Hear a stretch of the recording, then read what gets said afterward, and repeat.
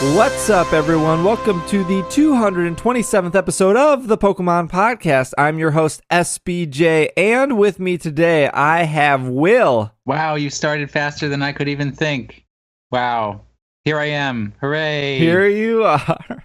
This is what happens when I run like 12 miles before we record. My brain is like not caught up yet. I did go a little faster than normal. I also have Travis here today. I'd like to dedicate this episode to the one person that I see the workday that still apparently plays Pokemon Go. I work at a university, so I used to see a lot of college kids playing Pokemon Go at what I assume was a Pokestop on my lunch break.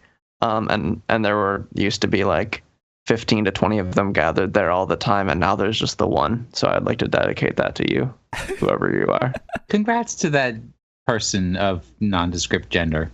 Dedication. We have another interview-based show for you guys today. Later on, Back to back. The third one back to back. After our first break, I will be back with a interview with Marriland, who runs Marriland.com, a Pokemon website that's been around forever. Strangely, he runs a Cerebi.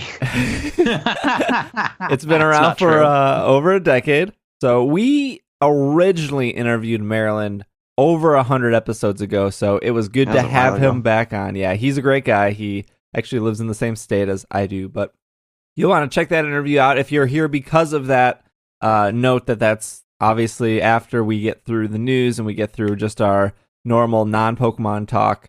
Otherwise, this show, well, we have a little bit of news. We're going to be talking about Pokemon Go. The first major update for Pokemon Go just got released last night. We are recording this on July 31st. I believe on August 1st, there's going to be some more Pokemon Sun and Moon news. I don't know what that will entail, but if you are looking forward to that, just follow our Twitter at Pokemon Podcast. We'll keep up to date with that. And then when we record again, we'll, of course, talk about that. With that being said, before we jump into Pokemon things, Will, how was your week? I mean, pretty decent. I've been anticipating my following week, which is going to be my vacation. So just trying to get things closed up, shut down, and all the monsters hunted that I can. Where are you headed, or is it like a staycation? Dude, Gen Con is next week. Oh, cool. Remember how you bailed on me for that? Yeah. I mean, I remember that, but I don't remember the date. It came faster than expected. I feel like I have a million things to do before Gen Con. Oh, I definitely do, and I'm leaving a day earlier before you, so...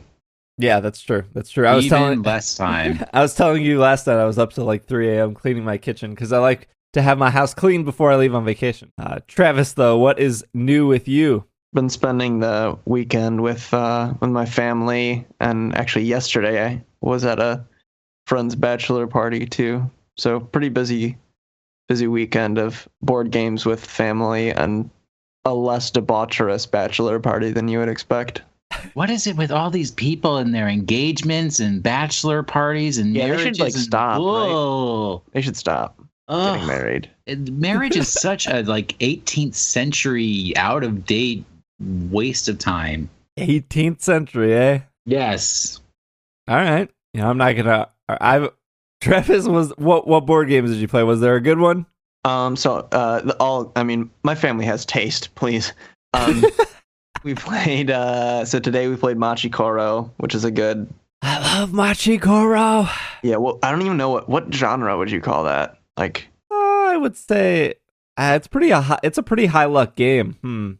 Yeah, it is. That's the one where you collect the sushis, and then if you get the piece of cake, you win, right? No, that's Sushi Go. Machikoro is like you're building a little city and you roll the dice and it will activate those buildings that you bought in the city to give you money. And then we played Millennium Blades, which is pretty funny and pretty good. I don't know if you played that one, Steve. No, I've never heard of that. What is that? It's so it's like a trading card game simulator. So half of the game is playing a trading card game in a tournament, and the other half of the game is buying packs and trading with other players, but it's all like contained. There actually isn't a trading card game. It's all in one box.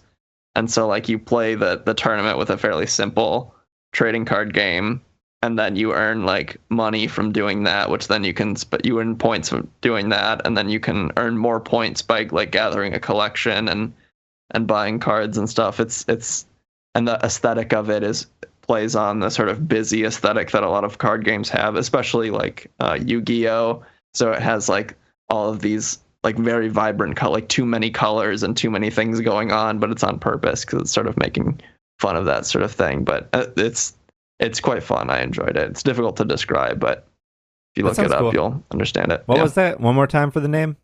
Millennium Blades. Okay, cool. Well, my week has been consisted of a little bit of Monster Hunter Generations, and I played a little bit with Will last night and played with... Okay, how is like 4 hours straight playing a little bit? I mean, if you take 4 hours out of your entire week, that is a little bit. Oh, fine. I think, though, I played a little bit before that, too. I probably put in like 8 hours this past week. So I played with a bunch of people in Slack and played with Will, played with Logan and other people. I'm forgetting their names, but it was great. If we have about 30 or so people out of our 200 people in the Monster Hunter channel in our Slack. So if you're wanting to play Monster Hunter, if you've never played it before, I feel like Monster Hunter is, maybe we said this last week, the Monster Hunter player base is the most open player base to teaching other people how to play Monster Hunter. And I definitely feel that. Like, I definitely don't mind hunting lower level monsters to help people learn and play Monster Hunter. So if that's something you're into, our Slack community has a great Monster Hunter group that seems to be active pretty much every day. I see people willing to hunt or wanting to hunt. The other thing I've been working on is a rebrand of Pokemon Podcast, and it's super effective. This would be technically our 6th year anniversary episode. Probably put some like people cheering in the background or something here. Are you sure? I am sure that this is year 6. What was the birth date of It's Super Effective? First episode? Yeah. When did you record it? Back in that dark basement full of mold and mildew. It was 2010. I know that for sure. It was probably July 26th, but probably didn't hit iTunes until the 28th, if I was to get that right. And the website, which was being made prior, probably didn't go up until about August 1st. So like the day before your birthday? No, my birthday was 2 days ago. Your birthday was the 29th? Yeah. So yeah. You just said it went on the internet.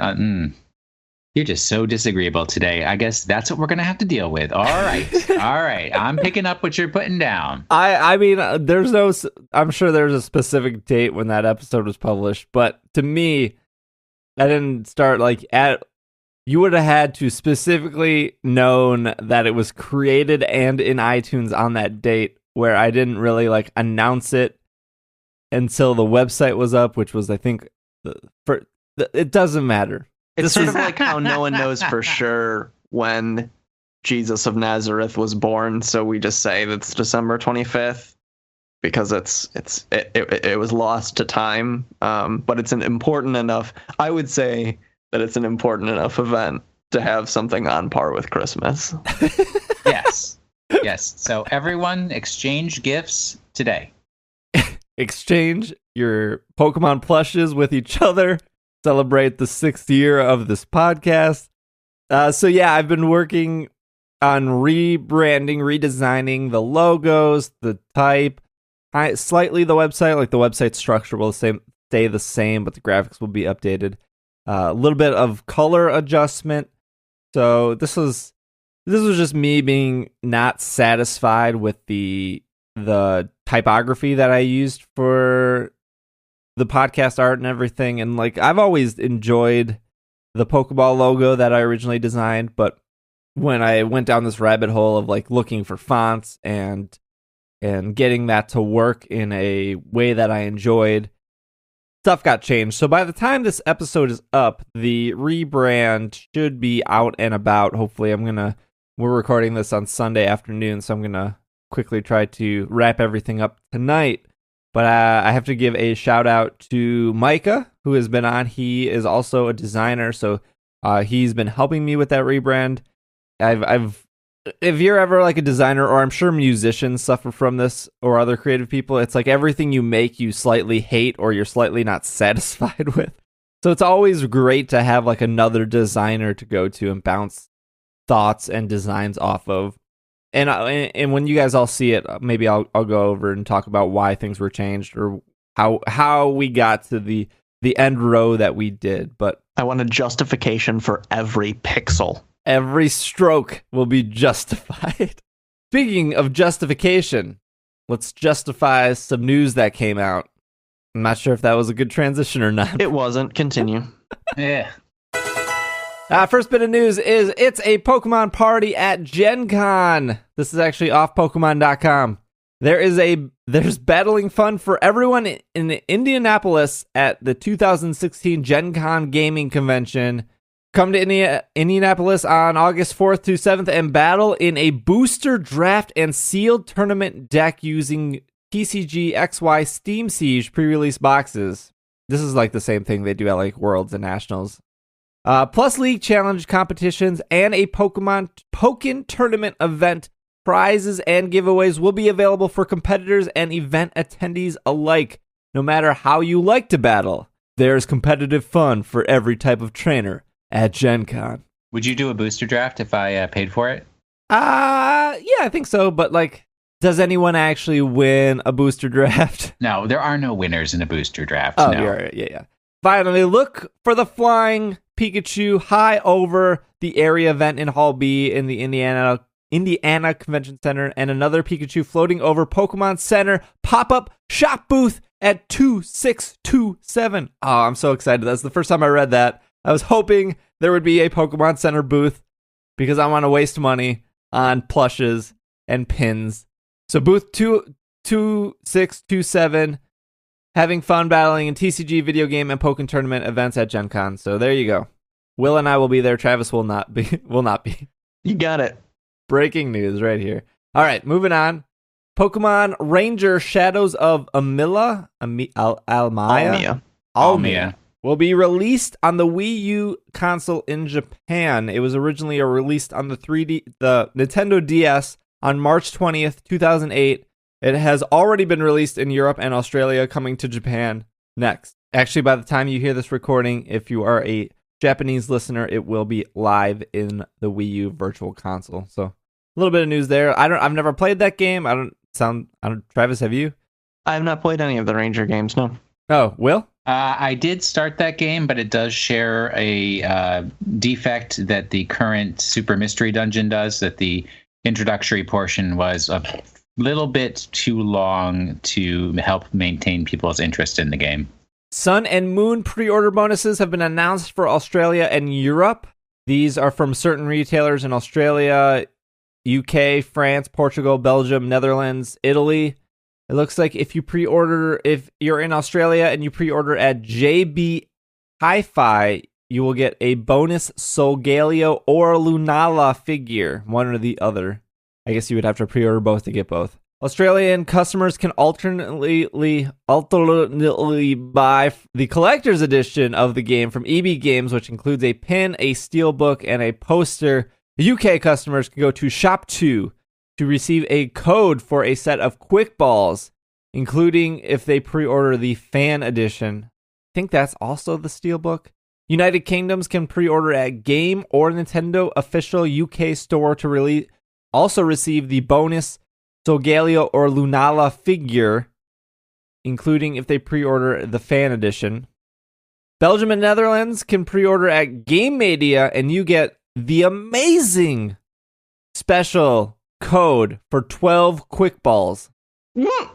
France customers can pre-order at Micromania. They will receive a pin. Portugal can pre-order at Gaming Replay. They will also receive a pin. And if you are in Italy, you can pre-order at GameStop, and GameStop will give you a code. They will give you a code for 12 Quick Balls. Man, those Quick Balls are in high demand. 12 of them. Most surprising news, I think it was in Australia, that you said EB Games still exists. Yeah. I thought he said JB Hi-Fi. Yeah, they have two different options. You can go to JB Hi-Fi for the figures or EB Games for the pin and a poster. They also have EB Games in Canada still, which is like, it feels like I'm going back in time.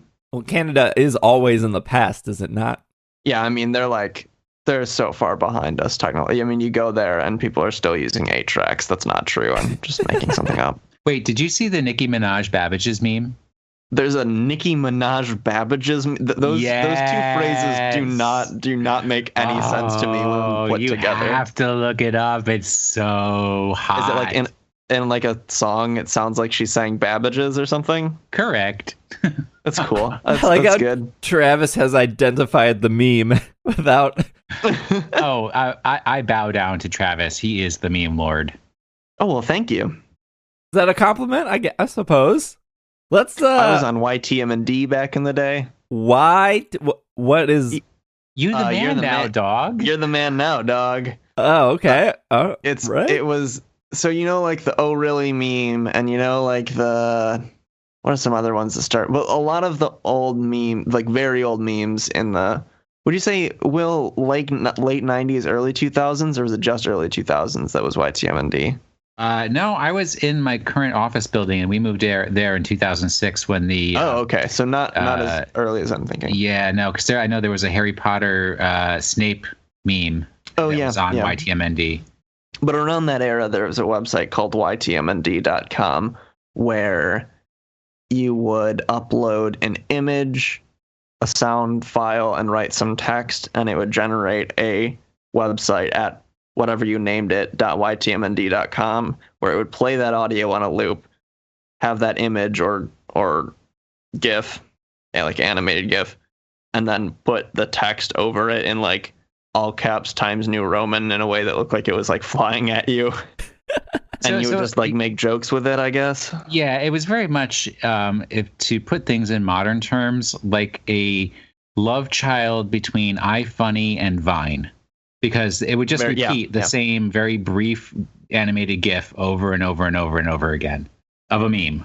I see. How do we get here? Because Travis was active on the site? Because Travis is a meme lord. That's proof that that's my meme cred, that I was on YTMND in the. I see. All right. Mid 2000s. He was pumping out those tasty memes, I understand. Man. I mostly did DEWs, with DEW, which was the term for actually what we were just talking about. It sort of like a mondegreen of a misheard lyric with Nicki Minaj and Babbage's, because I would do things where that was one of the common ones people would do, is you would take a song and then you would deliberately mishear the lyric and then put an image of the misheard lyric, and that would be the joke. Like things were very sophisticated back in the day. Like that Squeeze song, "Pulling Muscles for Michelle." We're going too off topic now. I just took it all back to the 80s. All right, yeah.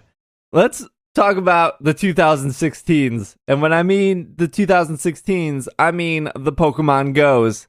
Yesterday, July 30th, was the first major update to Pokemon Go. I'm going to read what this update has done, and then we're going to talk about that a little bit. There were some people upset about this update, and we can talk about that too. I'll start off saying that I'm not upset at all about this update. I actually think that it's good, and we'll get to that. All right, so this update, the first change is avatars. There's an option to customize your trainer after creation now. They added more clothing. For the male trainer, it was at least 2 new hats, shirts, pants, shoes, backpacks that I saw. I didn't check the female trainer. I did click the female button, and then I lost all the save settings on my male trainer, and so I just went back and recreated my male trainer again. Note it does that. The next one is battling got changed. From my understanding, and I'm reading this article off Reddit, they break down what exactly the changes does besides saying like avatar changes. Damages per second DPS has been revamped for nearly every move in the game, bringing balance to this force. This combat, as they state, is immensely more fun. And please see this section for updated DPS. So battling is different. I have not went outside my house since this update, so I'm not sure. Nest shakeup. Majority of the nests around the world are spawning different species. It's great to see species varieties like this, though it appears that certain species, they have Dratini, have been made significantly more difficult to acquire now. So again, I think that's another good change. I am seeing seal outside my house. That is something I have not seen for the first 3 weeks of playing the game. So it looks like there is a seal nest near me. I think we talked about this before about the nest. Pokemon will respawn in certain areas that they are known for. So a week or two ago when I was talking about going down to Lake Park in the Bradford Beach area in Milwaukee, there was an onyx nest where they would spawn always by the beach, and they would spawn like once every hour. And that this applies to all Pokemon in specific areas. Now they might spawn maybe once every 24 hours or once every 5 hours. That is kind of, up in the air, but I'm assuming that nest area for Onyx, which was one of the only places to get Onyx in the Milwaukee area, that is probably different now. So that is cool, especially for people who live out in the middle of nowhere. Hopefully they're seeing slightly different Pokemon in their area. That's, I think, exciting. Number 4 is the transfer button. The button is no longer at the bottom of the Pokemon detail screens. This will make transferring much more efficient. You can also you can also be prevented from accidentally transferring your favorite Pokemon. So when you mark a Pokemon as favorite, now you can't accidentally release it, which is again another good change. The other thing they mentioned is bug fixes. That includes bugs with the maps, the gyms, encounters, memory leaks. They've also removed all bug-type Pokemon as a bug fix. All right, so avatars can be recustomized. Recustomized.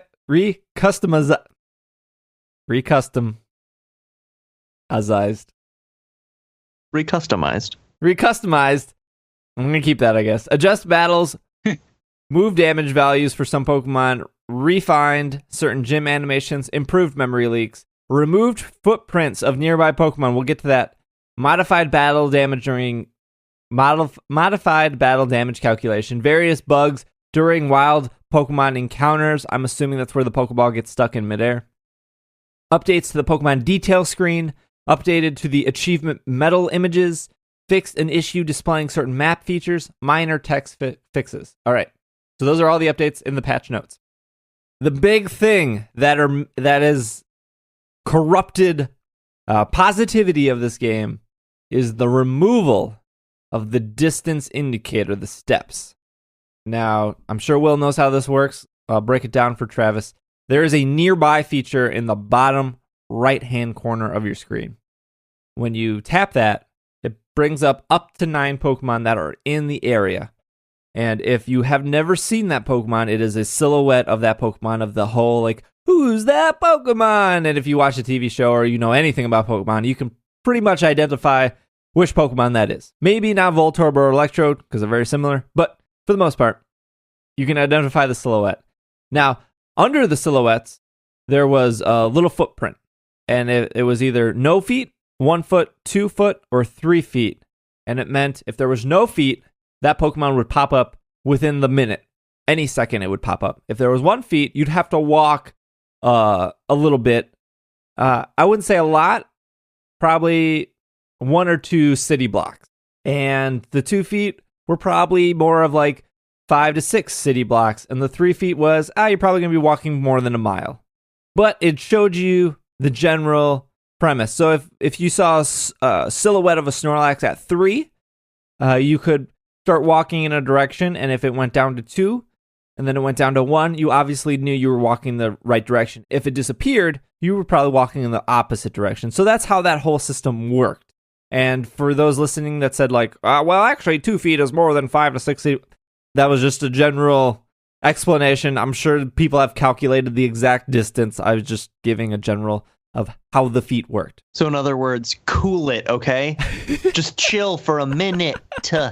There was an update about a week or 2 ago. I can't remember exactly when it came out, but what it did is when Niantic was releasing these to more countries and an update came, all the steps became 3 steps. And no matter what, everything was 3 steps. So people were a little upset that this, what was called 3-step glitch, happened. Now, if you listened to the episode last week, Logan explained that it wasn't a glitch, that they purposely turned it off to help with server load. Nothing of that was ever confirmed. I don't know if it was turned off because of server load. I don't know if it was just broken. I don't know if it was Google Map data's. I don't know. No one really knows why it was turned off or why it broke. But because of this update, they have removed steps altogether. The last we heard about the motivation for this decision was due to safety concerns. But again, that was not confirmed. That is just what Reddit has stated.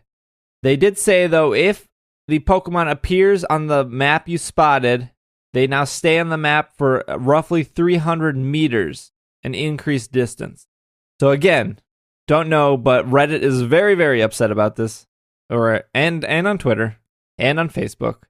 Checked Facebook this morning. I saw a couple upset posts. I checked Twitter last night. Upset posts. Reddit. Upset posts. This is still one of the top games in the iTunes App Store, in the Google Play App Store. Still one of the top grossing games. Still, more active users than Twitter. More active users than Candy Crush, than Clash of Clans. So obviously, the game is extremely popular. They removed this feature, which some people found crucial, but at the same time, hasn't worked for almost 2 weeks. What are your thoughts, Will? Well, first off, I'm amazed that Tumblr is so cool and calm about the whole thing. They're usually the ones that go off the wire faster than anybody else. Tumblr's always like 1 week late. Oh, all right. I never understood. I think I'm getting a better understanding of the fetishization of the footprint thing. I never used it. The way I play Pokemon Go, am like perfectly happy-go-lucky. I'm walking along, whichever Pokemon I encounter, those are the ones I get, and that's fine. But I guess there are people who are actually like using that to try to complete their Pokedex and like literally hunting down different Pokemon that they didn't have to try to get to them and everything. So it does like fundamentally change the way that those people play the game, because it's no longer they can't do sort of a scientifically derived triangulation, find the Pokemon specific that they're looking for. They can only do like I was doing, which was like walking around and whatever Pokemon happened to show up, those are the ones I grabbed. I think overall, if it's not too harmful to the game, it's actually going to increase the game's longevity, because it makes it more difficult for people to find rarer Pokemon. And so it'll slow down the rate of Pokedex completion. And then you got to hit that sweet spot of the slowness of completing the Pokedex and maintaining interest in the game to get that like perfect amount of longevity of people playing the game. I'm pretty sure that if you know how it lists 9 Pokemon, Will. Yes. The ones that were always closest to you were always in the first or second spot. Like if you saw a Snorlax in like the 5th spot, it usually meant that it was 2 or 3 footprints away, and it wouldn't pop up anyways. And the closer you got to it, the more it would move up that list. So I'm pretty sure the list order is still telling you which ones are closest. Well, probably. I never use that. So, I mean, it's just, I guess if you can't see the number of footsteps decreasing, or maybe you now have no faith in whether the ordering of that list actually means anything. I haven't played Pokemon Go for more than a couple minutes a day, just because I haven't gotten outside the house. I've just been so busy. I mean, we're both going to Gen Con, Will and myself, and so I'll be playing a lot of Pokemon Go there, because that just involves a lot of walking, and there's downtime between events. It might be 10 or 15 minutes of downtime, but that's still enough to walk to another destination and just open your app and check if there's Pokemon in the area. So I'm definitely going to be playing a lot this upcoming week. Travis, as an outsider, would it upset you that this game originally said there's a Charmander in this area? It's about 2 steps away to now there's just a Charmander in this area. Good luck. I guess it would depend on, does it give you a direction? No. Did it ever give you a direction? Yes. No. It did, actually. It did. It did not tell you go this way, that way, the other way. All it said was 1 footprint, 2 footprint, 3 footprint. No, if the bar was pulsing, that means you were facing the right direction. So if it said that Charmander was 2 footprints away and you pulled him up as your main focus, because on the list of 9 Pokemon, you can either ignore that list or just tap on one. And if you tapped on one, that would be the focused Pokemon that you would be looking for. So then you would spin in a 360-degree direction, and when the bar started pulsating, that means you were facing the right direction to start walking. What? Yes. I didn't know that. Yes. Does it still do that? Away? I'm not sure. If it does still do that, then I don't think I would be as upset because, well, I mean, first of all, it sounds like, and I mean, I've been talking to my brother this weekend because he hasn't played a Pokemon game since 4th gen, and he's been playing Pokemon Go, so I've sort of just been asking him about it. And he echoed a lot of the sentiments that other people have said, which is that the game sort of just throws you into it and says figure out all the mechanics, which can be good or bad. So if I had known about this thing you were just explaining, and the fact that Will has been playing it and didn't know, that indicates to me that they don't really show that prominently. No, they never explain that ever. If I had already known that, I wouldn't be so mad about the step change, because I would at least be like, well, at least I know I'm going in the right direction, and it's only going at maximum, it's going to be this amount of time for me to get there. But if I didn't know about that, I would probably be more upset, because it's like, well, I guess I'm going to have to walk a huge radius all around where I am until I find it with sort of aimless, with not even knowing where along that radius it would be. So if I pull up the nearby list, I see a Pokemon on my list. In order here, it's Goldeen, Rattata, Pidgeotto, Weedle, Pidgey, Venonat, Rattata, and Weedle. And I cannot select them anymore, so I can't bring them into focus to do the pulsating nearby bar. So that doesn't work anymore. So that sounds frustrating. Yeah, I mean, I have all these Pokemon, and they're not Pokemon that I really need, and nothing has popped up yet. I would assume Goldeen would be the one that pops up since it's first in the list, so I'll just keep it open and see if that happens. But the other news that kind of carried off this was there was a third-party app called Pokevision. I'm sure there are other third-party apps that did this, but it was real-time location map for Pokemon Go. So you could pull this up, and it would show you, let's use the Onix spawn. It would show you that, hey, Onix spawn here on the Google map. This is where its nest is. And so obviously, because all the nests got changed, and they actually got changed a day or two earlier before the update, most of that data could have gone useless because, hey, that Onix spawn is now a different spawn, right? Probably wouldn't be that hard to update it, though. It's just, hey, report which Pokemon is now there. Let's update the list. They're officially closing down. In business for 3 weeks. Might be a new record here. They tweeted, hey guys, we wish we had some news for you. At this moment, we are respecting Niantic and Nintendo's wishes. We will keep you guys posted. Heart emoji. It was 9 hours ago as of this recording. So from my understanding, mining data from Pokemon Go and then providing it outside of Pokemon Go is against their terms and conditions. That seems about right. I'm sure that says it somewhere in their terms and conditions no one reads. Yeah, 642,000 followers. So again, pretty big increase to have over 500,000 followers in like 3 weeks. I don't know how long it took them to build this app. I just went to their website, pokevision.com. It just says our services are currently unavailable. They are also running, I see at least 3-4 ads on their website. So they're probably making a ton of money off ads. So the question could be, did they get a cease and desist because they were mining data outside of Pokemon Go, or did they get a cease and desist because they were clearly making money off of Pokemon Go with ads? Oh, I see. It could be either one. I don't know what it is exactly. I don't know. Maybe a listener will write in and say. They also had a support us via PayPal button. Now, I never used a third-party app. I knew there was a ton. I knew there was a bunch of people that said, oh, why don't you just use this app to, complete or fill out your Pokedex. To me, the enjoyment was just going to an area and walking around. Like, one of the most exciting things to me was, when somebody yelled that there was a Hitmonchan in the area, and I was already walking in that direction. I got there, I caught the Hitmonchan. I didn't expect a Hitmonchan. It was exciting. Hitmonchan. a Pokemon. Today's episode is brought to you by Hitmonchan.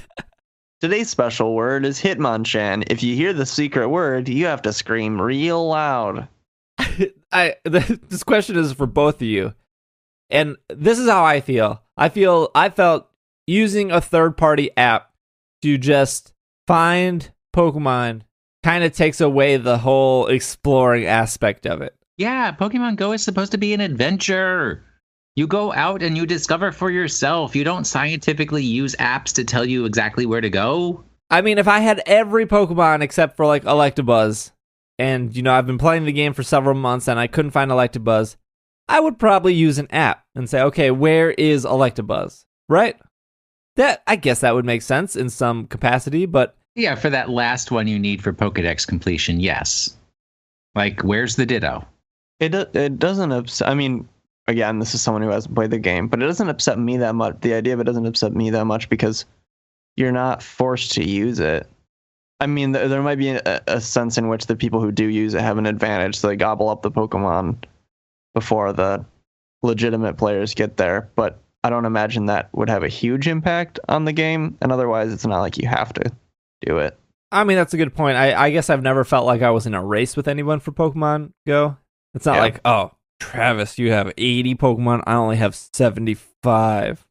I never felt like that. But there are people out there like that. There is, yeah, and I've definitely felt that in other games. A good example was, like, I felt when I started playing Animal Crossing on the 3DS, and I saw other people tweeting and playing Animal Crossing, I always felt like it was like, oh, they got a lighthouse, oh, they got a park bench. Like, I always felt like I'm not doing good enough to get that. And at the end of the day, it was Animal Crossing so random and so different for everyone that you can't really race, I would suppose, in Animal Crossing. And it did ruin the enjoyment of the time I spent with it for the most part. So I definitely have tried to take a step back in gaming and look at it of what am I getting out of this? How am I playing it? How am I enjoying it? Instead of like, I need to have more Pokemon than everyone else. Otherwise, won't feel superior. So the whole point of this conversation is for you to justify why you were mad at me and Monster Hunter because I had started on my Tetsukabra Arbor before you got a chance to. I wasn't now mad. I understand. Mm-hmm. Oh, sure you weren't. I mean, I did complete it before you. Notice how he had to say that, Travis? He just couldn't let it lie. Notice how he had to mention that. I mean, I zoned out. You said something about Monster Hunter, so I zoned out. I'm sorry. I think Pokemon Go is still cool. I don't think people need additional apps. I think it's a simple enough app program to use and just enjoy. And people need to chill, relax, use games for what they're supposed to be, which is a diversion from the horrors and terrible things that we experience in our day-to-day world, and just enjoy them and not make them into additional terrors and horrors. I saw a tweet out there which upset me because I'm really hoping it's not real, that there are like towns that are asking that all Pokestops in the town get removed. Like, how ridiculous is that? There are places that are like small businesses and churches and things that are asking that they be removed. That are Pokestops that are like writing letters to Niantic asking them to be, or like emails or whatever asking them to be removed. I don't understand. You don't have to be that close to a Pokestop to activate it. What's the deal? I mean, there is a church that I passed that the only way to activate it is to drive into their parking lot, and that is probably a big enough inconvenience for some churches to be like, okay, all these cars keep pulling in our parking lot. Like, please leave. Well, here's some advice, Pokemon Go players. It's a game for walking, not for driving around. So walk across the church's park. They're not going to mind if you walk into their parking lot. There is zero sidewalks to get to this church because let me tell you, in the middle of Heartland, there are no sidewalks, and you have to drive to get anywhere. Well, somebody needs to write a city planner about that. And instead of I was going to say that sounds like more of a sidewalks. Well, I mean, it's like more of a city planning fault than anything. Yeah, it's off a small road where the speed limit's 50, so there are no sidewalks. Anyways, I want to tackle this complaint because it's more to me of a PSA on this PSA. Again, this is on Reddit. It has 2,500 upvotes. It's on the Pokemon Go subreddit that has 750,000 subscribers. So this is kind of just a PSA about the PSA for our listeners. This PSA says, iTunes refund Pokemon Go purchases. This person wrote, I just got all my money back that I spent on this game refunded instantly. I mentioned that this update killed tracking and third-party tracking websites and made the purchases function differently than expected. Get your refunds before time runs out. Go to here. I said a game that tracks Pokemon now has no means, whether in-game or third-party, to track the Pokemon is a change in the game function. The update changed how the main game is played in terms of tracking. The last 2 weeks of purchases should be refunded instantly. Here's the link for Apple. Here's the link for Google. My PSA is do not do this. Seems a little silly to me. So yes, this guy is absolutely right. If you complain about an in-app purchase to Apple or Google, they will refund your money. I'm not sure exactly how Google does it because I've only ever been in the Apple ecosystem. But yes, they will do this with really no questions asked. But they will remember that forever. Please note that this person never stated that. Apple remembers every time they refund you something. So if, in the future you have a kid or something else happens, or you do something stupid like spend $100 on Clash Royale on accident because you were trying to spend $5. That might have happened to me. And you go to Apple and you ask for the refund, they will give it to you. But in the future, if you make that mistake again, it probably will not happen. And my advice is Pokemon Go is one of the few games where you spend money and you don't feel that ripped off. I would say that you don't feel ripped off at all. I would say like $2 for a bag upgrade for 50 more spots. I think there's value to that. Or 80 cents or 800 coins, which is 80 cents to get a lucky egg to double the amount of XP that you get for a half hour. I think there's absolutely value in that. They could easily charge $5 or $10, or they could charge ridiculous amount of prices for that. Now, I don't know how much these people spent in Pokemon Go. I'm just saying that, yes, you do get a freebie when it comes to refunding via iTunes, via Google. But again, that is a freebie. That is not anytime I regret the money I spend, I get it back. Because it doesn't work like that. Also, I would disagree with this person in saying that they drastically changed the game. The 3-step glitch, whether it was a glitch or not, was broken for almost 2 weeks. So whether it was there or not there, the game is still doing the same exact thing it's been doing for 2 weeks now. They just removed it, which in hindsight makes it less confusing for new players, but it's not like anything has been different in the last 2 weeks. And they've made changes. They added trainer customization back. They added easier way to transfer Pokemon. They improved battles. Like yes, they removed one thing, a thing that's been broken. They've also added features. So to say that the game is not doing what your original expectations were, kind of wrong. Yeah, and they also did not make any changes to anything that you would have spent money on, right? They didn't make the bag upgrades 25 slots instead of 50 slots for the same amount of money. They didn't make the incubators not work as well. They didn't, make the lures work for half as much time. They have made no changes to anything you would have spent money on.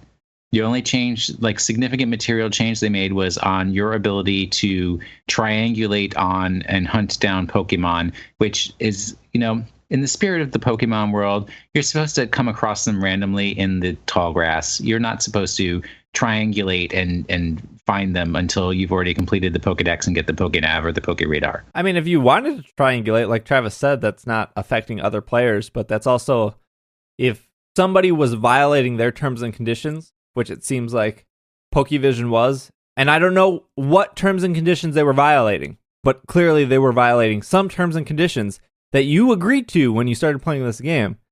That is, if Niantic didn't follow its terms and conditions, then that sets up a bad ecosystem for the future of this game. They can't just lay out all these terms and conditions and then just let people skip past those. Because you can say right now it's unfair for them to close down Pokevision, but then if they didn't do that and in 2 months somebody figures out how to get Mewtwo before everyone else and they start distributing Mewtwo or hacking Mewtwo, again, that's against their terms and conditions. So should they put that ban hammer down on the Mewtwo or should they not? Because you wanted them to lift the ban hammer for... It's just, as a company, as being number one in the App Store, as having all these player bases, you might be unhappy, but they have to protect their brand, their game, and all the players that are playing it. So they have to follow the rules that they originally set. That is how copyright law works. So, yes. If you don't... no, I'm not copyright, trademark law. Is it Nah, which one is it? It is trademark. I think trademark. Yeah, if you do not actively protect your trademark... Strangely, it's actually maritime law. Would you stop? If you do not actively protect your trademark, you lose your trademark. So it's almost a requirement that they have to. But once again, there is nowhere has anyone said that it was Niantic that asked them to cease and desist.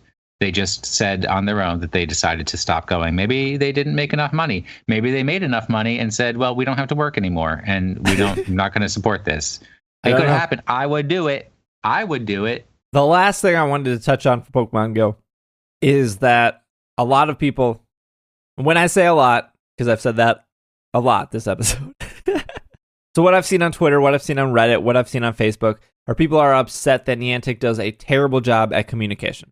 We've known this since before the game was even released, when it appeared in Australia, and everyone was like, let us know if it's coming or not, right? We all remember this. Yeah. They've done a poor job at communication up to this point. Again, a lot of people say, well, just let us know what's going on. Just give us a blog post. It's not that hard.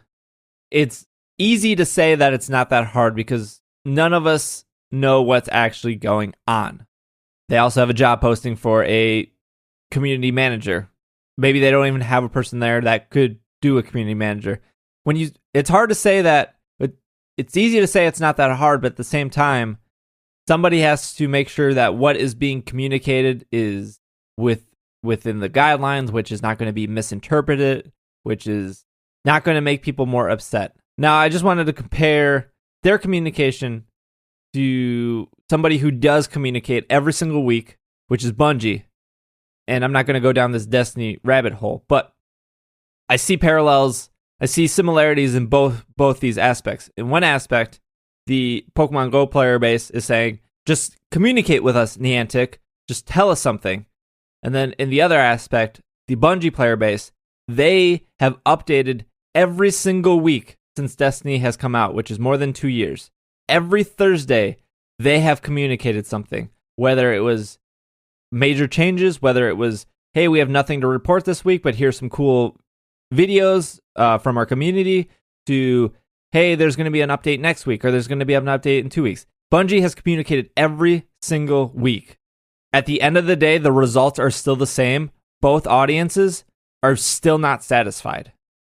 And I'm a big Destiny player. I read the update every single week because I care about what they're saying. And all I see are people going, well, don't read it, guys. This update's useless. Just wait till next week. Or, oh, that's all you communicated? There's supposed to be an update next week? Why'd you just tell us today?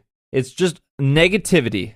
People like to be negative. Oh, yeah. People like to be negative. And we've been negative on this show, and we've been positive on this show. And, you know, we're trying to just cover all aspects of Pokemon. But again, I've seen the same outcome. You have a company that communicates every week, and you have a company that has communicated like 3 tweets in the last couple weeks, and the player base is reacting the exact same. I mean, Niantic can come out and say, okay, guys, we took away the 3-step glitch, which they did say in the update when you read the update notes. The people that are still upset that the 3-step glitch is now removed from Niantic, say, like, would you feel better if Niantic said, yeah, we removed it, and we don't know if it's coming back or not? Because they probably don't know if it's coming back or not. Maybe they do. Maybe they don't. Maybe it's not coming back. Maybe it is. But at that moment, they probably don't know. And removing it was probably the best because it didn't work anyways. So why leave it in? It was just confusing because it was broken and it didn't work. I was going to say, if it was helping to balance the servers, which is what Logan was indicating or suspecting, then wouldn't you rather have a game that you can log into and use more than that one particular feature? Well, the argument would be, if that is the justification, then we would like to know it. And I would just say that I agree with Steve that people tend to be dissatisfied regardless of how much communication they have with the developer. Like back when I used to play a little bit of League of Legends, which wasn't that long ago, but they had a thing where they switched their queue system substantially, and it ended up being kind of poor for like the higher up players. It didn't ever affect me because I'm terrible, but it ended up making queue times very long for higher up players. So they had like a round table discussion. They like picked like a YouTuber, a professional player, and then some of Riot's development team and like community team, and they like had a little like video discussion that was like an interesting discussion. And yet the response was still very negative to that, even though they communicated their reasoning. So while there is validity to that, I would also say that the fact that they released this game, granted they probably didn't know how big it was going to be, but it was going to be a big, popular game, and they didn't have a community manager before they launched it. Like that, the fact that they have a listing for a community manager now seems like a bit of an afterthought. They should have been planning on much before that, I would think. Yeah, I just think the people who are being vocal about not enough communication are probably the same people that would still be unsatisfied if communication was given. Yes. I look at what Pokemon Go has done, and I looked at the update last night, and I read the update, and I opened the app, and it worked, and all the bullet points that the updates stated were pretty clear, made sense. Like, okay, all right, the 3-step glitch is gone. No more steps. I get it. Will it come back? Maybe. Will I keep playing it? Absolutely. The 3-step thing never came back. Would I still play it? Yeah, I would. I don't know. What do you want? It's free. If you put money into it and you're a little upset, talk to every person who played World of Warcraft, because that game has dramatically changed. I don't know. There's definitely passion behind the people that are upset. They definitely care. The game is less than a month old. I guess my advice is, just give it some time. You don't have to play it every day. I put 12, 14 hours into Pokemon Go in a weekend. I played it a lot. Now I haven't touched it for almost a week. Besides, I'm at the grocery store. Let me see if there's any Pokemon around. Okay, just Weedles. Yeah, never mind. And I'm still having a great time with it. There's only 151 Pokemon. There's supposed to be 700 eventually. The game has plenty of room to grow. And, in any game, any business, any industry, anything that is this popular, they might have to take one step back to take 3 steps forward. That's all I got there. With that being said, take a break. When we come back is our interview with Marriland. We're going to talk about Pokemon Go. Now, this was all, just to let you guys know, this was recorded before this Niantic update. So we do talk about Pokemon Go a bit, more just our enjoyment of it. So when we come back, we'll have our interview with Marriland. After that, we'll be back with our Pokemon of the week. Sit tight. SPJ here to tell you guys that we actually, at Super Effective, have a Patreon. If you want to support It's Super Effective, you can head over to patreon.com/itssupereffective. Patreon.com/itssupereffective. This sounds like an ad because it is. If you want to support It's Super Effective, we would really appreciate that. We try to do a lot of cool things. We try to travel places. We try to do new stuff like Mixler or video content or adding more stuff to YouTube or getting new microphones to people or trying new services out. In order to do all that before, that would come right out of my pocket, which, is no big deal. I love doing the show. I've been doing it for 6 years.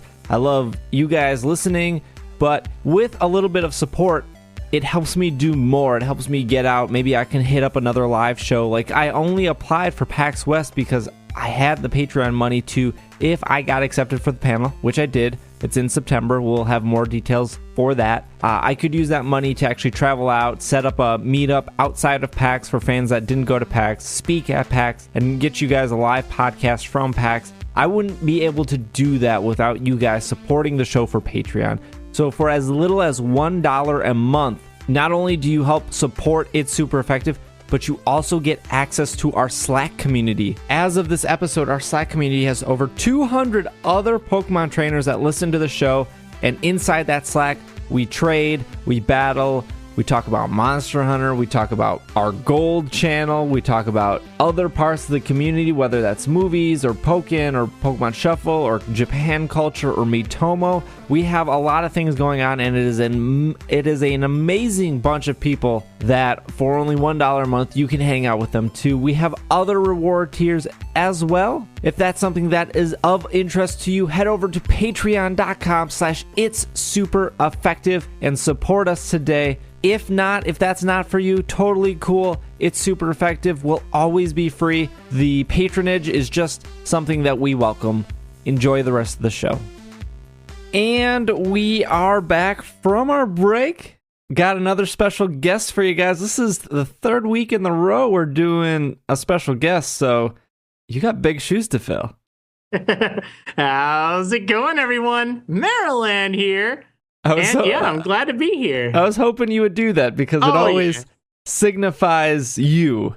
It's crazy how that's kind of come to be like my intro, my motto, because I actually remember the days before that was my intro. And it's really bizarre to think of a world of Marriland without that classic, how's it going, everyone? Marriland here. But there actually was a world before that. Yeah. Go figure. You know, I watch your stuff from time to time. I'm not the world's number one Marriland fan. I'm sure you have those people out there that are first to comment, first to like, but that always, I can't help but not smile when I hear that intro. A lot of people say that, and it's just really awesome knowing that, you know, it's so iconic that people want to hear it, or it just brings a smile to their face. Yeah. Which is great. I mean, that's a sign of a good intro, right? Totally. Absolutely. When we changed our theme song, it was really good to hear people saying, I just love the new theme song. Like I listened to it 2 or 3 times before I even start the episode, and it's like, okay, good, because we had a theme song for like 100 episodes, and then I was like, it's time to change. So hopefully people don't hate this. Oh man, and people hate change. Any little thing, and they will usually tear you apart. So it's great that it's so good that people loved it anyway. Yeah, totally. So for our listeners, you actually have been on the show before. It was, almost 120 episodes ago. My goodness. Yeah, it has been a while, but I do remember that. And a lot has changed since then, huh? Totally, yeah. For both my audience and your audience, we actually go pretty far back. 3 or 4 years ago, I remember us playing some Pokemon trading card games. Oh yes, both at pre-release events, and also I think even like a city or state championship event. We even did that. And were you at nationals a few years back? Yes, I remember. Yeah, I remember. Okay, I'm gonna tell the story real quick. I remember the first time I met you. You were actually the head judge at nationals. Oh man, that was That was the first year Black and White were competitive. Yeah, for the video game championships? Yes. Yeah. Oh man, that really does go back, but that was a lot of fun. Let's talk about that. You were head judge of the Pokemon video games. How did that happen? What was that like? I'm sure the Pokemon company told you that there are certain aspects you can't talk about, but yeah. Well, it was a while ago, and I can't go into any of like the internals of, all right, how to catch people that are causing problems or what we do. And of course, a lot has changed. But in a nutshell, I was contacted one day back in 2009. And, because I'd had my website for a few years now, and I found out that I had quite a few fans in the office, too, which is kind of nice. But yeah, they reached out to me, and then we kind of got the ball rolling. And I was the head referee for the Video Game Championship Series, which just launched in 2009. There was an event in 2008, but it was just at, I think, 2 locations. And starting in 2009, they'd have 6 cities throughout the U.S., and it would be 1 each week, which was a lot of travel because being the head referee, I'd have to be at each and every one of them. So a lot of flying around, a lot of meeting people, which was just so much fun. And of course, a lot of Pokemon. And then, of course, I also did Nationals and Worlds. So I did that from 2009 to 2011. And I guess must have been 2011 that we met then, because that's Black and White. That was a lot of fun. Nationals then. Yeah, it was just really cool. Like, it's something that I never thought I'd be doing in a million years. I thought I'd just be grounded in, my basic area in southern Wisconsin for most of my life. And here I get this opportunity to fly around and meet a whole ton of people. And it was just a fantastic opportunity. Like, I still, to this day, am so grateful I had that opportunity. And hopefully I was a great service to players and keeping things fair and addressing any issues and even just kind of helping organize stuff, because it was quite the undertaking back then. Yeah, I felt like that was the first year where things really kind of took off. Oh, yeah, definitely. Like, I remember 2009 and 2010, they did have a few shortcomings here and there, and that's why Black and White, I really felt, was geared towards the competitive scene, just to kind of help improve things. I know that they had the IR feature built into the card itself, which was rather handy. So that did help in a number of ways, but it was definitely great to see it grow over the years since then, because now it's pretty big to do. Yeah, totally. We met at that Nationals, and then, fast forward probably a year or two, and we're sitting across from each other playing the trading card game in Wisconsin. Yeah. And that was the first time we really had a full conversation. I think I've told the story before, or I don't remember if even you were on when I told it, but there's a term in the trading card game called donk, which doesn't really happen anymore. Not anymore. Yeah, not anymore. But what that means is the player who goes first, that's technically turn 0, and then the player who goes second, that's their first turn. So if you can knock the person out before their first turn on turn 0, it's called a donk, because you have won the game before that person gets a chance to play. And I get paired with Marriland, and I don't think we both were having a pretty bad day that day. Doesn't surprise me, at least. Yeah. I loved how much fun the trading card game was. But so yeah, we're sitting across from each other. We're joking about donking each other. And I end up winning the coin flip and going first, and I have most of the cards able to do it, and I draw well. I lay out everything. I think I was playing a Flip-Teeny deck, so my goodness, a long time ago. I went for the donk, didn't happen. I used Flip-Teeny, so I got one more chance, and then I was able to do it. And it was such a funny and great moment, because us being two Pokemon people, when we could easily look past that game and just kind of we played casually for the rest of the half hour, and we just talked, and it was great. Oh yeah, it was awesome. And like, spirits of players, especially back then, it was lighthearted. It's fun. And also, just to clarify, just in case anyone's thinking, wait, how could you attack on the first turn? You can't do that.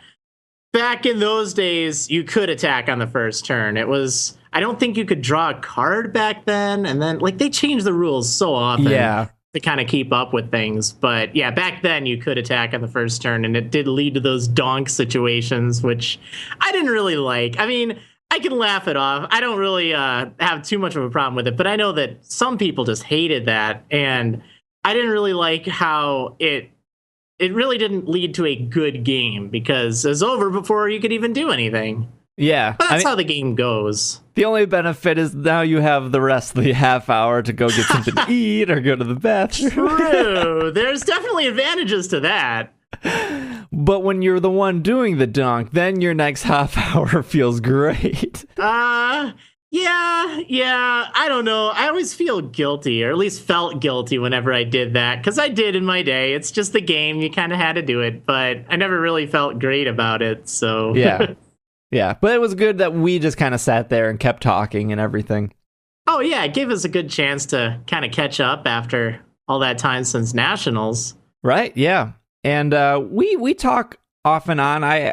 We actually ran into each other 6-7 months ago at the Pokemon Symphonic Evolutions, both shows. Yeah.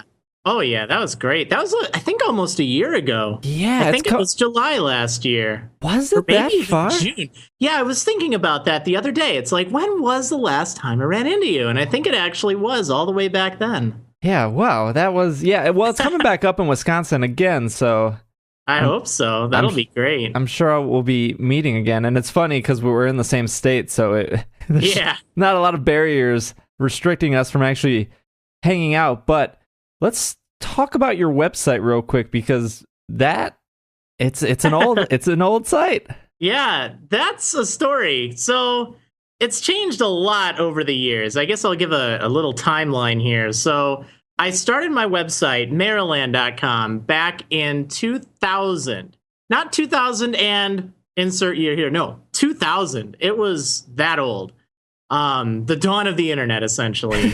And, I was just a casual site. I just put stuff there. But in 2003, I started learning programming languages for the web, PHP specifically. And that gave my website the ability to do just all sorts of crazy things. So I worked on it was actually a lifelong dream of mine. I wanted to make some kind of script or something that would serve as a card database. So I could keep track of all the cards that are in existence. I could look up their stats. I could search. I always wanted to do that.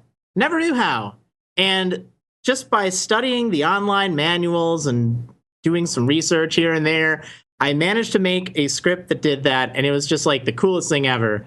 And I went from there to build a Pokédex, and then started writing walkthroughs. In 2007, though, that was when the Diamond and Pearl games were released in the US. Now, a few months earlier, I picked up the Japanese copies of both Diamond and Pearl, and I started writing a walkthrough for them, as well as getting a whole bunch of data from the game to use in the Pokédex. So do you... And of course... Sorry, do you know Japanese? Oh, yeah, that's a good question. I can read a little bit of Japanese. I can't speak it, but I can read some of it. Specifically, I can read katakana almost perfectly. I don't even have to think. It's just, oh, okay. Hiragana, which is more of a simple Japanese as opposed to kanji, which are all the cool kind of symbols and characters and stuff. I can read hiragana, kanji not so much, but the games were only in hiragana and katakana back then. So I could read some stuff, and what I didn't know, I could read enough hiragana to type it out and then translate it on Google Translate or InfoSeek or something. But that ended up being a great skill. I learned that back in, I think, 2000 because I wanted to play Gold and Silver, but they were only in Japanese, and I imported them. So that was really helpful to have that skill I picked up back then. Kind of helped in that. A hardcore Pokemon fan importing Japanese games in 2000. Yeah, I was just a kid back then, man. That took so much of my birthday money. It was just ridiculous. That's incredible. It was so worth it, though. But yeah, the site took off, and then it just was fantastic for several years. And what happened in 2012 was I actually ended up selling my website and then working with the company I sold it to kind of manage it. I sold it to Curse, or curse.com, and joined their network of sites, which was really good. I mean, it was definitely interesting. I felt good because I felt like they would kind of be more professional and give me extra security, because one of my big fears was, the Pokemon company would shut me down or something. And thankfully, never had a problem with them. But I figured having the security of being in a site network and having, more of a unified kind of control panel for everything, their own forum software and all that. So it was one heck of an upgrade. It took several months, and we launched it. And that's actually been what the site has been since, let's say, 2013. It was around the end of 2012. Now, recently, in late 2015, just kind of times had changed. It wasn't really dropping off or anything, but there were just some differences here and there. I was let go from my position there, but it actually worked out just fine because we were in good communication and saw a lot of value in the YouTube channel and just the name that I built. So I have to give huge props to Curse for this. They were more than willing to work towards letting me continue to use the name and letting me continue to do my YouTube thing, which was just fine. So I'm doing all right. But that's also why if you type in Marriland.com right now, at least at the time of this, it is currently redirecting to what Marriland.com used to be before all this. It's everything that it was for the past several years. It's just now under the name Azuraland, which hopefully you'll get a chuckle out of. But yeah, it's all amicable. Everything's good with that. That's why Azuraland is a thing. But I'm no longer associated with it. I might write there from time to time, but it's mostly just so I can then continue to regrow Marriland.com and make it from scratch again, which I'm kind of in the process of doing now. So, it's a long process, though. Oh, I can imagine. So Marriland is you again. Yes, Marriland is me. I'm Marriland. We're all good. And Cursed is Azumarill. Azuraland. They're pre-evolution of Marriland. Right. But they work. They were what I had given birth to, essentially. Got it. Okay, so from that story, I have two questions. Yes. First one is, are you first and foremost a coder? Since you made Marriland from scratch, it sounds like, with PHP and everything? Okay, I used to say that. In fact, even over my YouTube success, I used to kind of design websites and do programming and stuff like that. Like, that's just what I always saw myself doing. However, times have changed now. First and foremost, I am a YouTuber. I do YouTube. The coding has actually been on the back burner for a while, so it's actually been really kind of challenging getting back into it, rebuilding from scratch. Sure. Okay. That's interesting.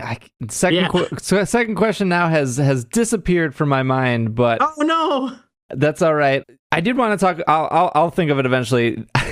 I want to talk about your YouTube stuff because that's I think how I discovered you prior to actually meeting you was your walkthroughs and Irene, obviously, when we met, before we met, I told her I was into Pokemon. She jumped on the Pokemon bandwagon right away when we started dating, and she used your videos a lot for reference too. But is that still your main thing then? Is YouTube content and then website? Oh, definitely. Like, the roles have entirely changed since this whole thing. YouTube is now my primary thing. Because I find just so many people get into my videos. And one thing that has changed a lot, actually, since, I don't know, the past 4 years or so. In the past, I used to primarily focus on doing just kind of like walkthrough tutorial kind of Let's Plays where, I'm guiding people through the game. It's more structured as opposed to just, I'm just going to play this game and see what happens.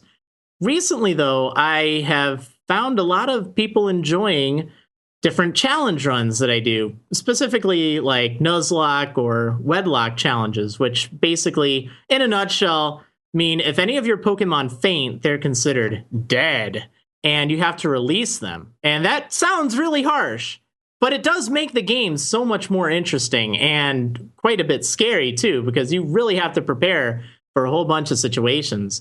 And another thing with that is you don't always know what you're going to get on your team, because you can only catch the first Pokemon in any route or any area.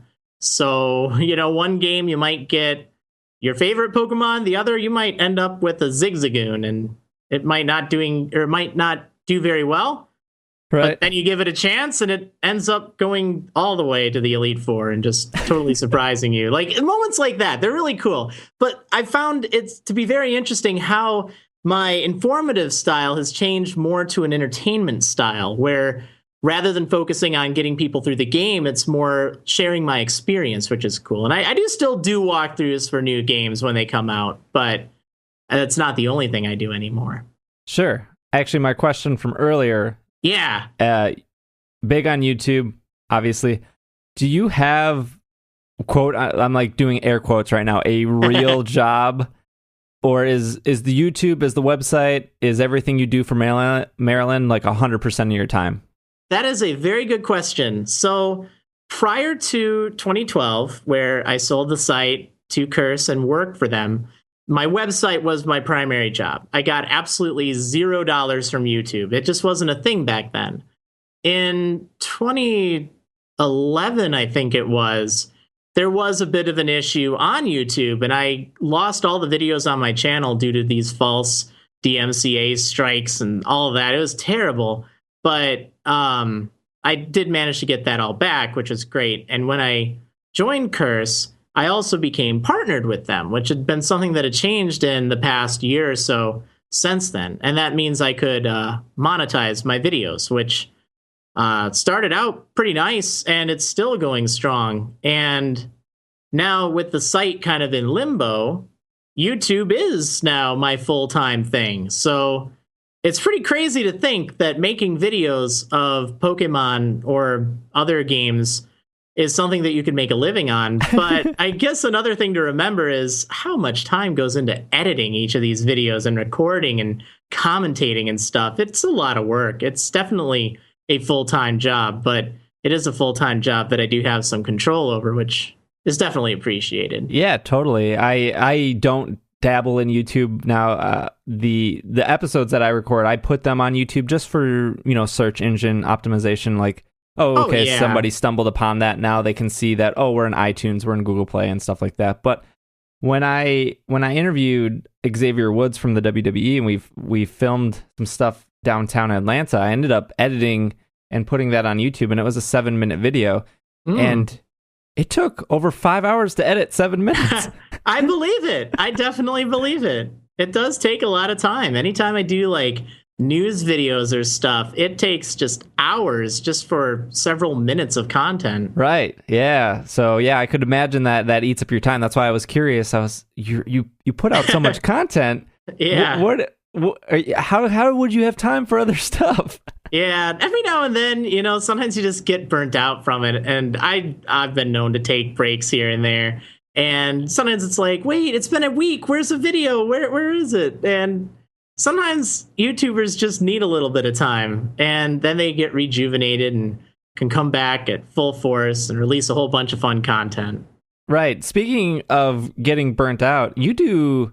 Maybe that was a bad segue, but you do other stuff besides Pokemon. Like you have Animal Crossing videos. Is that because? Is that because you just kind of I don't feel like Pokemon this week. I feel like Animal Crossing. So, we'll take Animal Crossing for an example. I did set up a second channel called Marriland a bit back. I don't use it so much anymore, just because that was when my full-time job was with Curse, and we just kind of wanted to keep all the Pokemon stuff on the Marriland channel. So I set up a second channel to kind of put the other videos on there. But, now it's I can just put whatever I want, wherever I want. But those were actually from Stream Archives. So I started up Animal Crossing a while back. I think it was, almost 2 years ago. It was August 2014. And I decided, you know what? I'm going to stream this every day, or at least almost every day. I think every weekday. And just kind of see what would happen from it, because I was looking for things to stream. I didn't really do much on Twitch, and I thought having some good series going would be good. And I thought Animal Crossing would be perfect because, you'll only play a little bit of it every day and you'll get your fill. But it was interesting because I wanted to experiment in playing other games. Around that time, also started up this old SNES game, Secret of the Stars, which is a pretty bad JRPG. And I just played it. I put it on the second channel, but it even if it doesn't do well, it was just fun to play. Now, recently on my main channel, I did a playthrough, actually several playthroughs of the popular game Undertale. And I also recently started up Terraria. Now, some people are like, wait, but you're supposed to be Pokemon. Yeah, but I also realize that a lot of people, they just enjoy seeing me play things. And when there's only so much you can do in a Pokemon game, like, for instance, I'm not much of a competitive battler in the video games. Like, for the video game championships, I'll play around, but it's never really been my cup of tea. So I know a lot of people that do Pokemon videos, they focus on battling because, you can have new content rather often. I don't know. It's just never been something that I've enjoyed. So that's why I turned to doing challenges like Nuzlocks and Wedlocks and stuff, because they mix things up. They are not as it's not as important that you're extremely thorough with it, because your goal isn't to show people where everything is. It's just to survive the games and the challenge that you're going through. But yeah, I don't know. I'm kind of interested in experimenting with more non-Pokemon content just to kind of mix it up. But of course, I'll always stick to doing plenty of Pokemon content along with it. Don't worry. Sure, yeah. I mean, I think you should, and I know that this podcast has definitely gone off the rails with stuff, and and I think that's okay. And there was a time and place where I didn't think that was okay, or where I listened to other shows that went off the rails. Mm-hmm. And it might be, I still weigh the ups and downs that it's probably not good for first impressions. Yeah, I can see that. But for your audience who's coming back week after week, or however often you provide content, like last week I interviewed Dan Reichert from Giant Bomb, and we spent a half hour talking about anxiety and meditation and mindfulness. And that was a conversation that I did want to have, and I thought it would be good for our audience. And, 3-4 years ago, I would have never had that conversation. And to see the fans and the listeners react saying, thank you so much for talking about this, and I really enjoyed this episode, and where can I buy that book you guys talked about? Even though it was maybe, 20 people that came out and said that alone made that conversation worth it. Oh, definitely. And those are your core people that are tuning in that want to hear you. And it doesn't even matter what you do. That's the thing. And that's kind of what I realized with my channel. People, they want just to either hear something or watch something and just have that personality. So I think in your case, it's very much the personality and having the conversation. In mine, it's just, hey, I'm an entertainer, you enjoyed my Pokemon series. Maybe you'll enjoy this. And maybe you won't, but I'm having fun playing it. And at the end of the day, that's what I think matters, is if you're having fun or enjoying what you're doing. Right. Yeah, I have to say though, when you started doing the Animal Crossing stuff, that's when I was like, yeah, this is awesome. Like, I want to see you do awesome. More stuff. Like I'm the Pokemon podcast. You're Marriland. Yep, we're known for Pokemon. But when I saw you start doing that, I was like, there's so much more here. It's almost like you see another side of a person, even though it's just a different game. Yeah, definitely. And man, I tell you, I almost want to revisit Animal Crossing of the town of Benchton again, because going off the rails for a second here, because that's totally cool. A new patch coming to Animal Crossing. Yeah. There's a patch for what, a 3-year-old game? It's crazy. That's amazing. I have all those Animal Crossing amiibos because I love Animal Crossing so much. And I actually liked the Wii U version, the board game thing. I liked it. It was fun for when you had casual friends over. Oh, totally. I tell you, I saw that announced at E3, and I'm like, oh man, the dream is dead of a Wii U Animal Crossing. And I was just so reluctant to it. But I played it with 2 different friends, and it was just really relaxed. It's kind of like Mario Party, but even more chill. And with Animal Crossing. So I definitely had fun with it, and I think it's better than a lot of people give it credit for.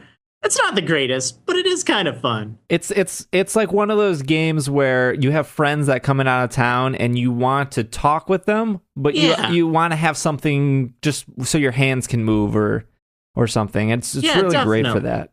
It's awesome for just like a very casual social game that doesn't even take much skill or anything. Like Mario Party, man, my goodness, I have friends, they try to get me to play Mario Party after I don't know how many years.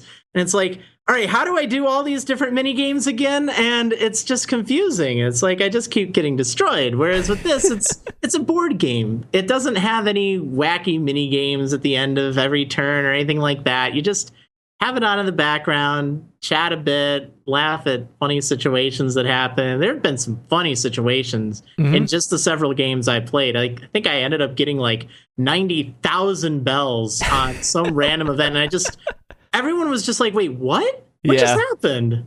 Oh, yeah. I had one of those moments where somebody got a ridiculous amount of bells and we're all laughing. And then the next moment, the 2 characters bumped into each other and they both dropped their wallets. And all of a sudden, all that money switched hands, and it was just one of the that's so good funniest moments of the night. And it's like that moment alone made the game worth it. Like, as my group of friends will never forget that. Like, that was super funny. Yeah, definitely. And even like that island mini game was pretty neat. I only played it a few times, but it's cool that you can kind of take some of the amiibo cards and, let's say you have your favorite villagers, you kind of get to have them interact together, which is just it's kind of neat. It's like an RPG mode almost. Yeah. So are you going to go back to Animal Crossing because of the patch? I don't know if I'm going to like stream or do videos on it again, but I definitely want to revisit it. It's kind of been left in a frozen state for a while, so I'm almost afraid to see what will happen. I haven't visited Benchton. I have another game, a physical copy of it, and I loaded that up, and it was fun to kind of revisit that town. But it's I'm excited for the patch. We'll have to see. Maybe I'll do more since you really like it. Sure, yeah. Let's switch gears a little bit. Pokemon Sun and Moon are coming out. Man. How excited are you? I'm pretty excited. I know at first there was such little information about it. Like when they announced the games in February, late February, it's like, oh, this is great. But there was just this complete drought. Or no, they announced the games. Was it March? January. Was it January? Was it January, just a title screen, and then March is when we saw the first kind of look at it? Yeah, I'm trying to remember. I just remember that there was so much time before we knew any information. Yeah, and it's funny because that's like 6 months ago. Oh, yeah, and man, I tell you, July has just been, and you get a Pokemon, and you get a Pokemon, and you get a Pokemon. They've been showing new Pokemon left and right. It's been actually kind of difficult to keep up with it. Yeah, I love it in one aspect. I love seeing what we're getting, but at the same time, I talked about this on another show, but I remember the first time I ran into Hawlucha. Oh, and yeah. I was so excited, because I didn't know any of the Pokemon in X and Y going in. Oh. And so to see Hawlucha, and I was like, I don't know if this is rare. I don't know if this is unique. I don't know what this evolved. I don't even know what type this. That was so exciting to me, and I hope I have that moment in Sun and Moon, and if they keep showing Pokemon, I don't know if that's going to happen. I don't think they'll show everything, but they've shown quite a lot. That actually gives me a lot of hope that it'll be a rather large set of new Pokemon, which will be good. But yeah, that's a difficult kind of situation to be in the days of the internet now, because you see stuff posted on Twitter, Tumblr, Facebook, and you can't really avoid the spoilers. And I guess me personally, I've always been a fan that likes to know all the information. Like, I'll always look all the stuff up before it's released. And it changed a little bit in X and Y because I didn't want to know who the champion was. I was really holding out that the champion would be Sycamore because I thought that would be awesome. And I remember being very disappointed when I actually found out who it was. But it was that kind of mystery that I enjoyed. But knowing about like the different Pokemon and their stats and stuff, I thought was important for me as a Pokemon fan, and also someone running the website to know. I don't know, maybe I'll be a little bit more in the dark on the newer Pokemon. I guess since the website's kind of in a limbo state right now, I'm not as urgently in need of updating it with Sun and Moon stuff. So it could kind of be fun going in Sun and Moon without. Yeah. Is that what you're going to be doing? If you can. If Pokemon tweets it or sends the press releases, I'm obviously going to report on it. Yeah. But if it's like the week before and there's a giant list of all of them leaked, I hate those. I think I can wait a week. Yeah. I actually did for X and Y. It leaked, and I was just so sad because we came so far.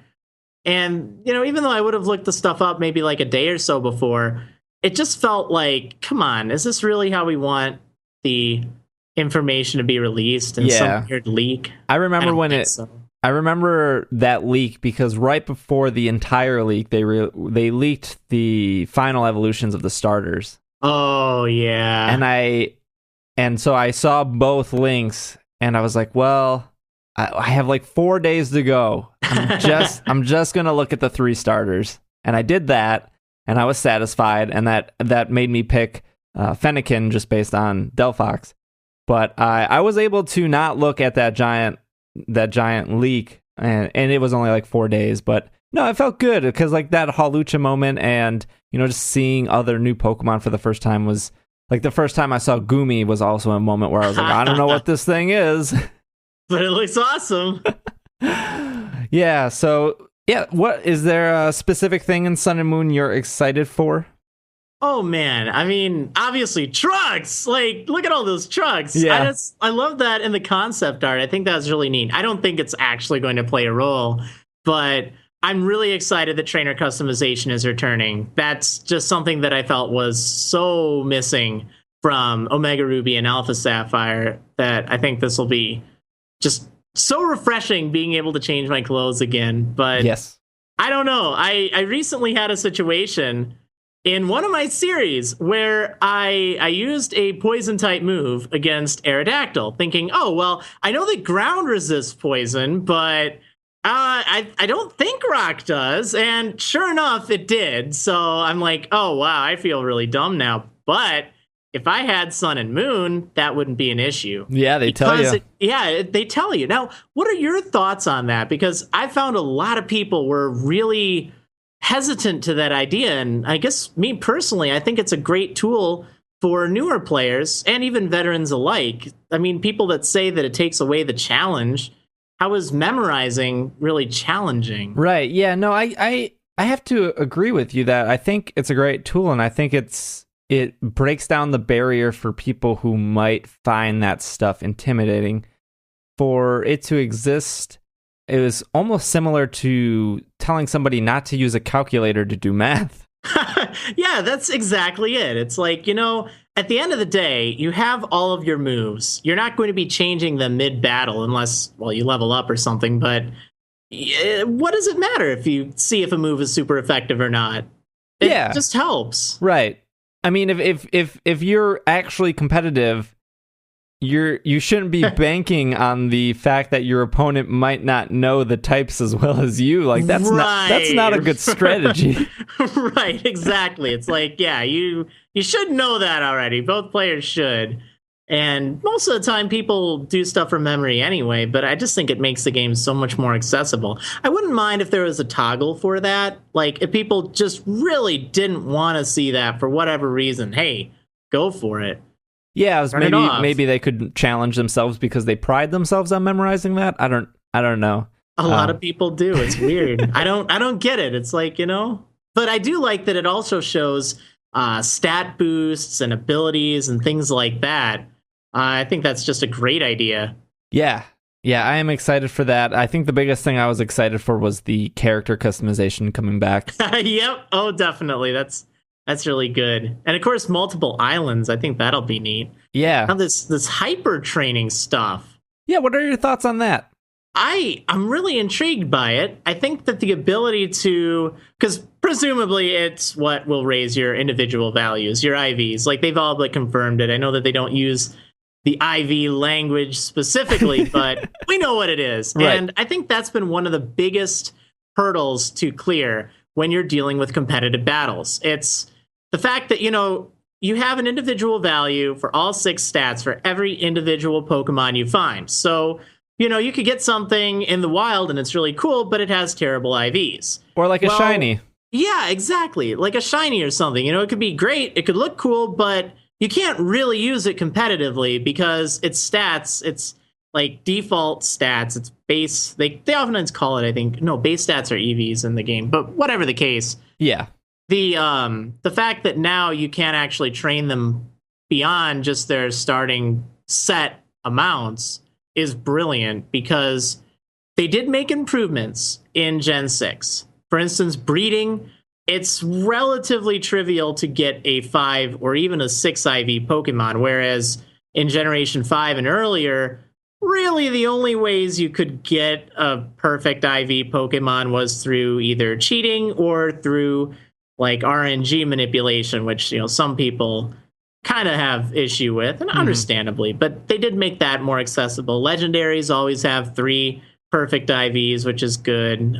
You can get Pokemon in the Friend Safaris that have 2 IVs. Like, they do give options for that, but I think this will be just the ultimate way to let players use their starter Pokemon competitively that has trash IVs, but they can hyper train to bring it up to perfect IVs.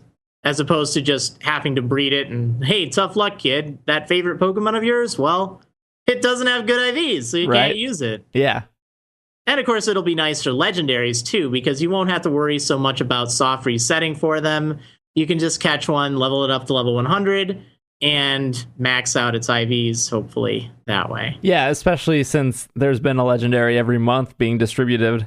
Oh, yeah, that's right. Hey, and they're already at level 100, so and we can hyper-train them right away. I don't have time to soft reset. Let me log in, download, good to go. Oh, man, I just keep mine in the Wonder Cards. I'm like, I'm going to soft reset for this someday. I almost forgot my Shaman the other day. I think it was actually Monday morning at like 4 a.m., and I'm like, oh, shoot, I think Shaman ran out yesterday. I hope it's still available, and sure enough, it was. Yeah. So I picked up a few on my different games. I still have the Darkrai card sitting on my desk. I haven't redeemed it. I have till the 31st of August to get him, but get on that. Darkrai's pretty cool. Yeah, he's really cool. I don't think I got Darkrai though, but I've already had a Darkrai from events past. It's like So are you doing a walkthrough for Sun and Moon? What are your plans for the game? I haven't fully decided what I'm going to be doing, because in the past, I'd also be tasked with writing a walkthrough for the site. Well, I don't think I'm going to have the site fully ready for that by the launch. Maybe I will, but I'm not counting on it. So I'm probably just going to focus on YouTube. A lot of people have been saying I should do like a Nuzlocke or something on it, and I think that might be a little crazy, but it could be kind of fun. But I think my general idea of what I want to do is do kind of not like a full walkthrough. I'm going to show you where everything is, but I'll just try to show as much of the game as I can. Maybe go back and pick stuff up later if I read where it is, and just try to have a whole bunch of content up there for people to watch. I just have to be mindful that, unfortunately, it will be released in Europe a few days later, so it's really going to be painful for all my European viewers. Yeah. Yeah, but that's just kind of how it goes sometimes. Yeah, too. You have no control over that. Oh, yeah. Obviously, Sun and Moon coming out a little bit later, but we have Pokemon Go right now. Oh, yeah. That has been just taking the internet and the world by storm. I can't believe it. Yeah, I think it's week 3 of it, and it's died down a little bit. A little, but a little. It's still crazy. Very crazy. How much have you played? Have you enjoyed it? It was like a loaded question. I'm just spitting them off. No, that's fine. That's fine. I'm actually a little embarrassed. I'm only level 7. I'm not, super into it or anything. I don't live in actually, I do live in an area that's kind of close to actually quite a few Pokestops, but it's just kind of weird. I don't like going out without anyone kind of tagging along, I agree. It's a very social game. And I did have a chance, actually, when I was at the Steam Siege pre-release in the Rockford area, to just play a whole bunch of Pokemon Go down there. There was a Pokestop at the store. It had lures going left and right, so I just got all sorts of stuff. And it was just so much fun when I was actually around other people that were playing it, because, it's like, oh, there's a Pokemon over there. There's a Haunter, a Tauros. And it was just really fun because we'd go outside and try to find where it is, and it was just great. And we saw other people that weren't even at the store that were playing Pokemon Go, and it was just a really fun social experience. It's one of those games that I do feel is best if you play it with like a few friends. You go out exploring for some Pokemon, you meet some new friends, and you're out and about. But man, I look at pictures online of parks and beaches just filled with people and their cell phones holding up the phones looking for Pokemon. It's surreal. It's completely surreal. It feels like when Pokemon was released back in 1998, and the craze kind of even spilled over onto 1999. Do you remember those days where I do Pokemon back then? Yeah, I remember being on the bus and every single kid having either a Game Boy out with Pokemon, or they have a handful of cards that they're sorting through. Doesn't it feel like that all over again with Go? It does. And it to me, it feels even bigger. No kidding. Over 80 million downloads from what I've heard. Crazy. Yeah, they're still the top grossing app in the iTunes store too, which analysts have said if you're in that spot, you're making $1 to $2 million a day. Oh, yeah, easily. Well, if you're in my neck of the woods, I can take you to some great places where nice. there are Got some good Poke spots up there. Yeah, we got a lot of good Pokestops, but nice. So level 7. Yeah. Have you joined a team? Here goes the question. Yes. The one that's going to upset about well, I'd say 1/3 of the base, but let's face it, it's only going to be half. Yeah, so I did decide to join Team Mystic because it does represent me. Like, yes. Even just reading everything, I love blue, but yeah, and Articuno's the coolest, obviously. I think so too. But are you on Team Mystic? I am, yeah. Oh yeah, there we go. High five. Yep, internet high five. I read all 3, and I thought Mystic did line up with what I believed in. Oh yeah, definitely. And I think it's important to, choose kind of what you believe in, or if you have like one of the legendary birds that you really do like, go with that team. But I don't know. I'm really mixed on it. Like, I do love the just kind of mild trash talk between teams. That doesn't bother me, but I think it's when fun. People get carried away with it, no, come on. I mean, we are all kind of Team Harmony as they've been floating that around with Lugia and everything. Yeah, I think the playfulness of like chanting your team name when you capture gym in the area, I think that's great. I think just people yelling out Pokemon in the area, I think that's great. It would be more weird if we were all on different teams and not pushing each other a little bit.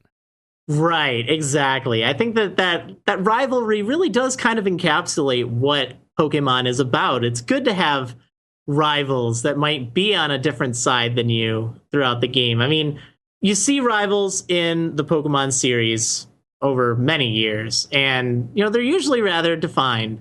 And sometimes your rivals are your friends, sometimes they're just total utter jerks, like Silver from Gold and Silver. Yep. Or question mark, if you actually thought that was his name. That was me. That was you? I know some people actually did think that, and it's kind of funny, but I thought they were going to reveal the name at the end. So you just said his name was question mark. Fair enough. Oh, yeah. I thought it was leading up to this big twist at the end. You finally figure out who he is. He was a jerk, though, but he was also a rival. I mean, let's face it, he'd probably be on Team Valor. Oh, no, I'm just kidding. But it is interesting because some of the games, you can kind of tell you're all on the same team. Whereas some of them, you can definitely tell that, you're on very different teams. Like, I guess I would think Diamond, Pearl, and Platinum, you think of your rival Barry. And if you were to equate this to Pokemon Go, you'd probably be on, any of the 3 teams, and he'd be on a different one. And then maybe Dawn or Lucas would be on the same team as you.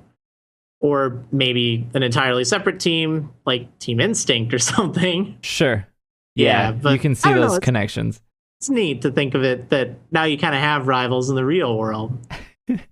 Do you personally enjoy the game as for what it is, or do you think that the if there wasn't the Pokemon aspect to it, it would be something that was passable to you? I think I do enjoy the concept, even regardless of the Pokemon. But I think if it weren't Pokemon related, it's probably something that wouldn't interest me as much. Just because I'm not one that enjoys going out and, meeting a whole bunch of people, unless it's at like a Pokemon convention, where of course I feel at home. And I think that's going to be a lot of fun for like Worlds and stuff. But I don't know. It's simplistic right now, but they have kind of alluded to there being a whole bunch of updates in the future. Like they're going to be adding trading, they're going to be adding more generations. And I think that what we see right now is just the start of something that'll just be revolutionary. Yeah, hopefully you see a lot of those games that sit in the top charts like Candy Crush, Clash of Clans, Clash Royale, and the thing those games all have in common are the guy screaming. The guy screaming. Yep. The thing they all have in common is they put out updates at least every 2 weeks. Like they are constantly updating their game. And hopefully Pokemon Go fits that, because I haven't played it in a week just because the weather here, it's been either way too hot to go outside. I have a limit. Yep. or that limit has been reached. It's been very hot lately. And or it was rainy before that, so I haven't played in a week. I check at home, I check at work, and that's fine. It's kind of the same Pokemon, but I worry that for the people who are playing a lot, there's not, they might burn through it. And some people might enjoy that or just be okay with it. I'm going to play it very heavily for 2 weeks and not touch it again. But to keep that momentum, which I want to see, I want that momentum to stay, that Pokemon is everywhere and it's easy to go up to somebody and see what they're doing, talk to them. I hope that these updates are coming frequently and consistently just for the sake of the game and the community. Oh, definitely. In fact, actually, that does pose a question, because I was talking with one of my friends about this, and we were thinking, what would be a good release schedule for new generations of Pokemon? Like, would it be every 4 months, every 6 months, every year, every 3 months? And what do you think would be an ideal amount of time to wait between releasing a new generation of Pokemon on Pokemon Go? I would probably say 5 to 6 months if there were other updates in between. Yeah, personally, that's kind of what I think as well. I think like 6 months is just right. My friend was arguing that, no, it needs to be 4. People they'll lose interest after, 6 months of not having something. But I agree with you. If they had more updates beyond just, new generations, that it'd be fine. And that way you'd have several years worth of updates. Whereas my fear is if you burn through all the generations too quickly, then once you're done with them, what more can you add, really? Yeah. Maybe you add shinies to the game. Oh, that would be neat. Oh, my goodness. Just imagine people shouting, "Shiny Pidgey!" Right. And everyone just runs over to try to get it. Yeah. I would think it would not be smart to release more Pokemon in Pokemon Go closer to Sun and Moon. Yeah. I don't think that would be a good move. Actually, maybe that'd be a great time for it, because it gets people talking about Pokemon again. Yeah. Even if it's not Sun and Moon, it's still Pokemon, and then people might just think, oh, wow, they made new Pokemon in Pokemon Go. Maybe I should get the new Pokemon game that's coming out.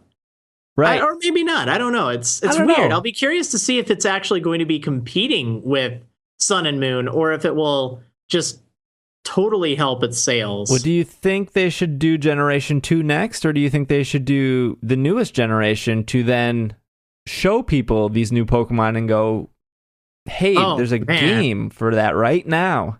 I hadn't even thought about that as a possibility. I doubt they'll go that route, just because that'd be very confusing to a lot of people.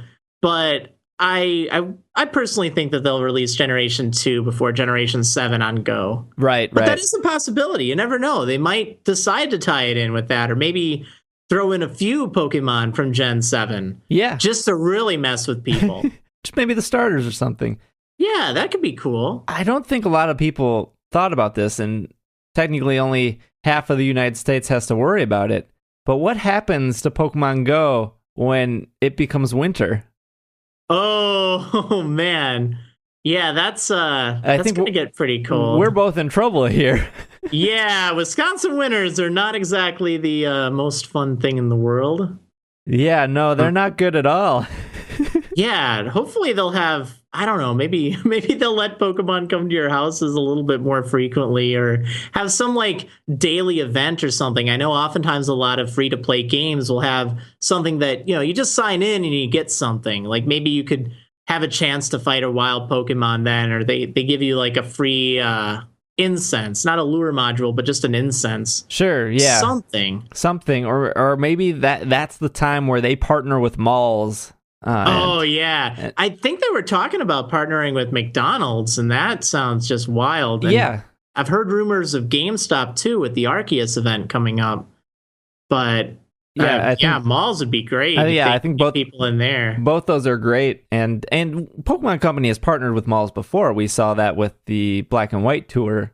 Oh, yeah, that went definitely. through. So, yeah, I mean, like I said, it's only half the states that have to worry about it, but that's a lot of people that probably don't want to go outside in freezing cold to continue playing this game. Oh, yeah, but there are a lot of people that would, and they're going to invest in those gloves that let you touch the your phone through the gloves, or have little finger holes or something, because that's the downside. In winter, you can't just touch your phone with gloves or a mitten or something on it. It just doesn't work that way. So people will get frostbite on their fingers. And I guess Pokemon should really start thinking about that, or Niantic, or whoever is developing that feature or would be responsible for that, because that is a legitimate concern. I can just imagine all these kids getting frostbite from playing Go without wearing gloves, and that's definitely a concern. Right. Yeah, absolutely. Well, I told you I would only keep you here for an hour, and we're approaching that now. Oh, wow. Time flies when you're having fun. Yeah, no, I think it was a great conversation. We covered a lot of ground. Yeah, we did. We totally did. It was a lot of fun. A lot of ground. So much hit all the bases. That's what we try to do here. Oh, yeah. Where can our listeners find you? Because you're on the internet. I am on the internet. You can find me on youtube.com/Marriland. That's Marriland. Yes. I've been causing people to misspell Meryl for about 16 years. Perfect. 2 R's, 1 L in my name. And you can also find me on the Twitters at twitter.com/Marriland. Awesome. So definitely check me out. And it was great being here. But yeah. Thank you. Last time you were on, which was, a million years ago. Yeah. We had you request Pokemon of the Week, which was Meryl. Oh, yes. But we can't have that. We can't have that happen again. No more Meryls. No more Meryls. But I do have a Pokemon of the Week. All right. Idea that I think would be cool. It's one of my favorite Pokemon. It's a new Pokemon from Gen 6. So I guess it isn't really new anymore, darn it. But it's still new to me, gosh darn it. So yeah, my Pokemon of the Week suggestion would be Meowstic. I love Meowstic. It's just such a cool psychic cat Pokemon. There's a different form for both male and female, and depending on whether you have a male Meowstic or a female Meowstic, they learn different level up moves, which I think is really neat. Plus, they just have a cool design. They are cool. You're a cat guy, right? Yeah, you caught me. I do love my cats. Nothing wrong with that. All right, so thank you, Marriland, for being on. I appreciate it. Oh, my pleasure. My pleasure. Thanks for having me. This is a blast. No problem. What we'll do is we will take a quick break, and when we come back, we are going to do Marriland's Pokemon of the Week, which is Meowstic. So we will be right back.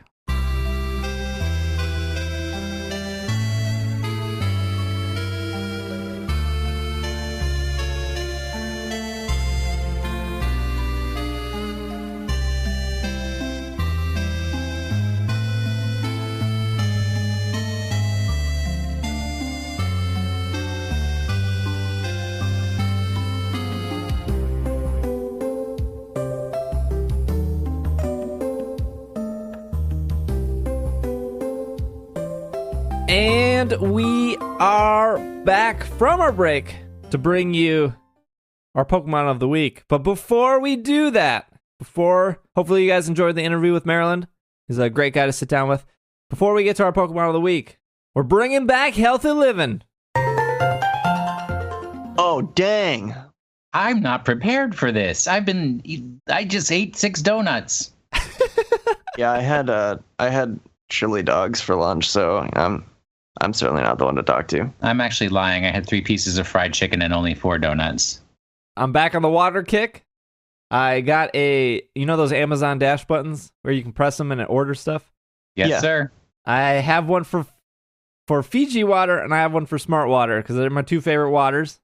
You can't do Fiji water? I can't? Why not? That destroys the earth. Cool square bottle.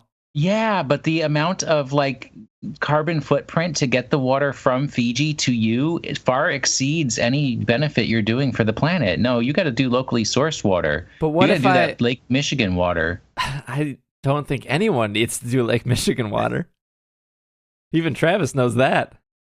What Lake Michigan water is good. It is fresh and it is water. Tap water is also good. You see, I can't do the tap water. And I'll probably get a lot of hate for that. Then get one of the filters or whatever. No, you don't need the filter in Milwaukee. Milwaukee is rated number 3 in all of Wisconsin of having the best tap water. I think there are only 2 other cities that have better tap water than Milwaukee, because why don't you drink it? One of the quote unquote best filtration systems in the world. I think it's the whole. So I clean my kitchen weekly. I load the dishwasher or, do the dishes. And when I load the dishwasher, I am loading about 20 or so cups in the top rack. And I noticed, because I've been doing this for, several years, that none of those cups are mine. Ever.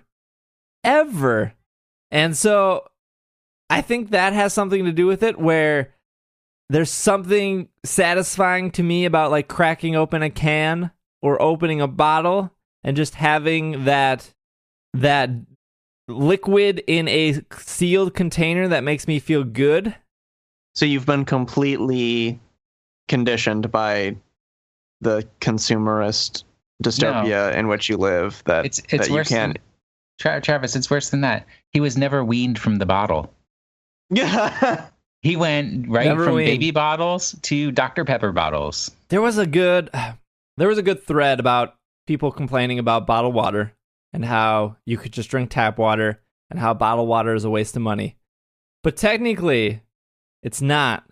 And this is getting a little advanced, because bottled water is competing with other bottled beverages, is it not? If I go into a gas station and I see a bottle of Dr. Pepper and I see a bottle of water, while yes, I could get free water from a tap, if I buy a $1.19 bottle of water, I am not buying a $1.19 soft drink, which means that soda company is not getting my money, but instead a water company. A soda company is still getting your money because like Coke owns Aquafina or whatever. Maybe Coke owns Dasani. It's still the same company.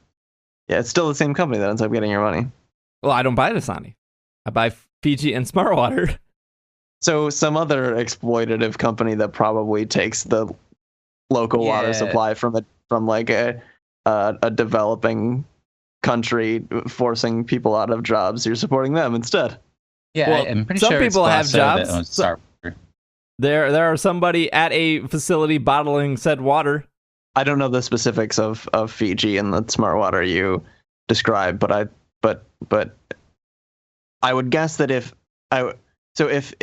you have a problem supporting Coke or Pepsi, I would venture to guess that the whatever it is that you would have against those corporations, and there are certainly complaints that could be made, I would guarantee you that the same complaints could be made about whatever other companies you're supporting.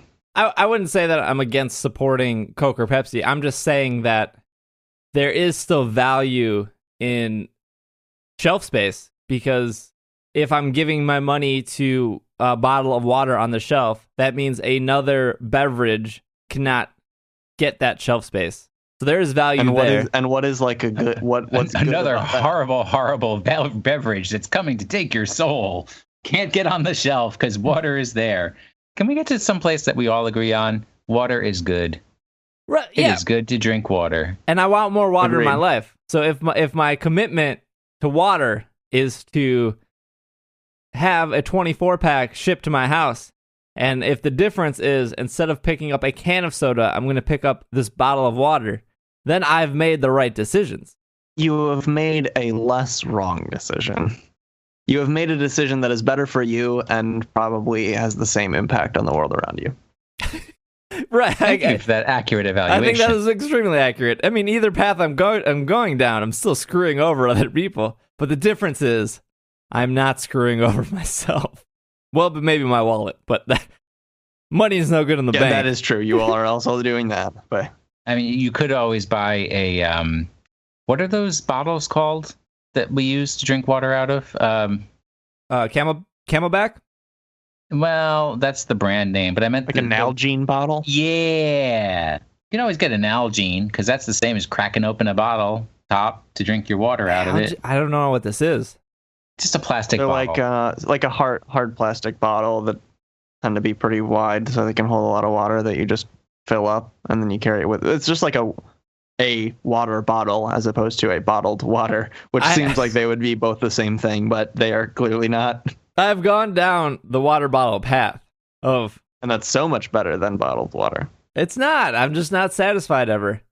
So do you have extra water bottles that you can bring to Gen Con for me? Thank you. Yeah, I have like a million water bottles because I've like tried them all. I've tried like the Camelback. I've tried the Camelback with the filtration. I've tried the smart water bottle that like reminds you every hour that you should take a drink. I've tried all those. And what has worked the best for me is just a bottle of water at room temperature, by the way, because Agreed. Because when I'm done with the bottle, it's almost like a game where this is the level that I need to complete. And when I finish the bottle, I have completed the level. I agree with you on the room temperature thing. I always find I drink more water when it's not very cold. But gosh, you sound like a side character in a dystopia who's like, I like drinking water, but without the marketing, it's just not the same. It's not as delicious. Well, here's something that will blow Steve's mind beyond. It's going to blow it into the next room. Bottled water is just tap water. No, and I'll even use your colloquial term for it, so he'll clearly understand. You can buy a bubbler for your house. That's what the Wisconsin people call it. I've never called it a bubbler. I always called it a drinking fountain or a water fountain. Are you not a Wisconsin person? I am, but I never subscribed to the bubbler term. Those of us in the real world call it a water cooler. I've never heard it a drinking fountain or a water fountain. Probably drinking fountain.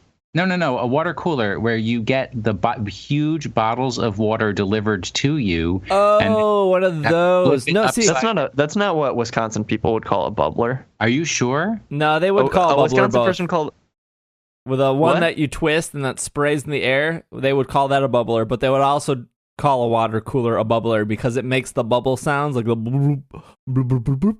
Yep. Wait, so what are you? Oh, you're talking about like a. Like the office like a water cooler. Yeah, like an office water cooler. Okay. No, exactly. I hate the water cooler. I hate everything about it. My work got rid of our bottled water. We used to have a fridge full of bottled water, and what I would do is I would go to the fridge, I would take 3 bottles of water out, I would set them on my desk, and then the next day they would be room temperature. And that's why they got rid of the bottled water, because you were drinking it all. And then they got rid of it to save money, and they were like, well, we have the water cooler.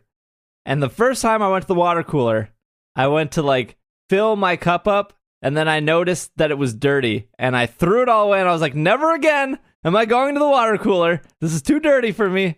And I walked over to the Piggly Wiggly, which is a dying grocery store chain in Wisconsin. I walked over to the That has an Piggly Wiggly. amazing name, by the way. I love Piggly Wiggly. It does have a good name. And I bought a 6-pack of Smart Water for like $7 because Smart Water is way overpriced. And I walked back and I was satisfied. I like to imagine you went up to the water cooler, you filled up your cup, and you reached like above the cup where the cap would have been to turn it, and you like turn your hand, and then you look quizzically at the water, and then you sigh, and you just dump it out on the floor. The real flaw in his story is that the cup being dirty was his own fault. It goes back to the loading the dishwasher, and I just don't care about. There's something about like the. So it's not about. It's not about. It's about a lot of things. It's not about the satisfaction of opening up a bottle of water or what have you, which is ludicrous to begin with. It's about you don't want to do dishes. Loading a dishwasher and unloading a dishwasher is easy. Correct. I'm a mess. Well, at least you know it. Our Pokemon of the week is Meowstic. The not a water type cat Pokemon. Oh, no, let me pull it up. The constrained Pokemon. There we go. Sorry, I didn't have the window open. Meowstic appears drastically different between genders, but in either form, it is a bipedal feline Pokemon with a human-like posture, digital appendages, and 2 tails. The male's fur is predominantly dark blue with accents of white, and the female's color scheme is reversed. The male ears are mostly blue. You guys know what Meowstic looks like. It's a cat that stands up. It's psychic. It is 678 in the Pokedex. 50% female, 50% male. Travis has a moveset But before he breaks, two of them for you. Two of them, and why he has two of them, I didn't know this, but the male and the female both have different hidden abilities, so they both can have Keen Eye or Infiltrator, but the male can have Prankster and the female can have Competitive as their hidden abilities. And equally important, the move pools of the male form and female form are different. The male has more defensive moves and the female has more offensive ones, which complements their hidden abilities. Like Prankster is a better supportive ability, for example. So what to translate what Travis just said is the male and the female Meowstic learn different moves during level up. Completely different. They have some overlap, but that mostly is a different move. Yes. That is all right. Would you say that Meowstic is the tap water and the male Meowstic's the tap water and the female is the bottled water? No. Okay. All right. Got that out of the way. All right. Well, what's our movesets here? So we'll start with the female Meowstic, and we're going to do the hidden abilities for both. So that's Competitive for female Meowstic and Prankster for male Meowstic. There is also something to be said for an Infiltrator set, because Infiltrator is a great ability for getting past substitutes, light screens, reflects, and Safeguard, I think is the other thing Infiltrator gets you through, but no one's using Safeguard. There is nothing to be said for a Keen Eye set, so don't do that. Competitive, for those unaware, is an ability where if any of that Pokemon's stats would be lowered, then its special attack raises by 2 stages. So even if its special attack gets lowered by 1, it'll be raised by 2, and it ends up being a net gain of 1 stage, which is, I don't remember the exact numbers on how much 1 stage equates, but you can look it up.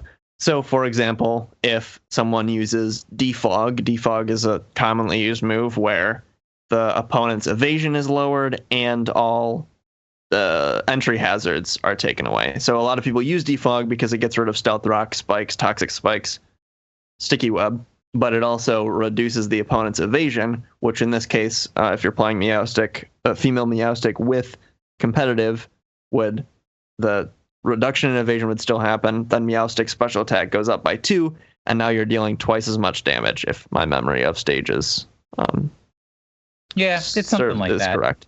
Because of that, we're going to be using a specially offensive set. We're going to give you a Timid Nature, which is the one that increases your speed and decreases your attack. And then your EVs are going to be 252 in special attack and speed. And then for fun, instead of doing like a Life Orb set, which would be the more common, we're going to do a Choice Specs set. And we're going to do Psychic, Shadow Ball, Thunderbolt, and Trick. The Psychic, Shadow Ball, Thunderbolt are all just for dealing damage and having coverage. And then Trick is there so that you would use Trick in a circumstance where you would want to make an opponent's Pokemon less effective. So, for example, if you're running up against a Pokemon that uses all physically offensive moves, you can use Trick, which gives your choice specs to them, and you grab whatever item they have. Now they have the disadvantage that choice specs imposes, where you can only use the first move that you used when you switched that Pokemon in, but it doesn't gain the advantage of the additional special attack because it's a physically attacking Pokemon. So you can have that benefit out of it. I think that explains the female Meowstic set. It's more of a sweeper it's definitely more of a sweeper than a defensive Pokemon. So you want to be careful with your switch-ins.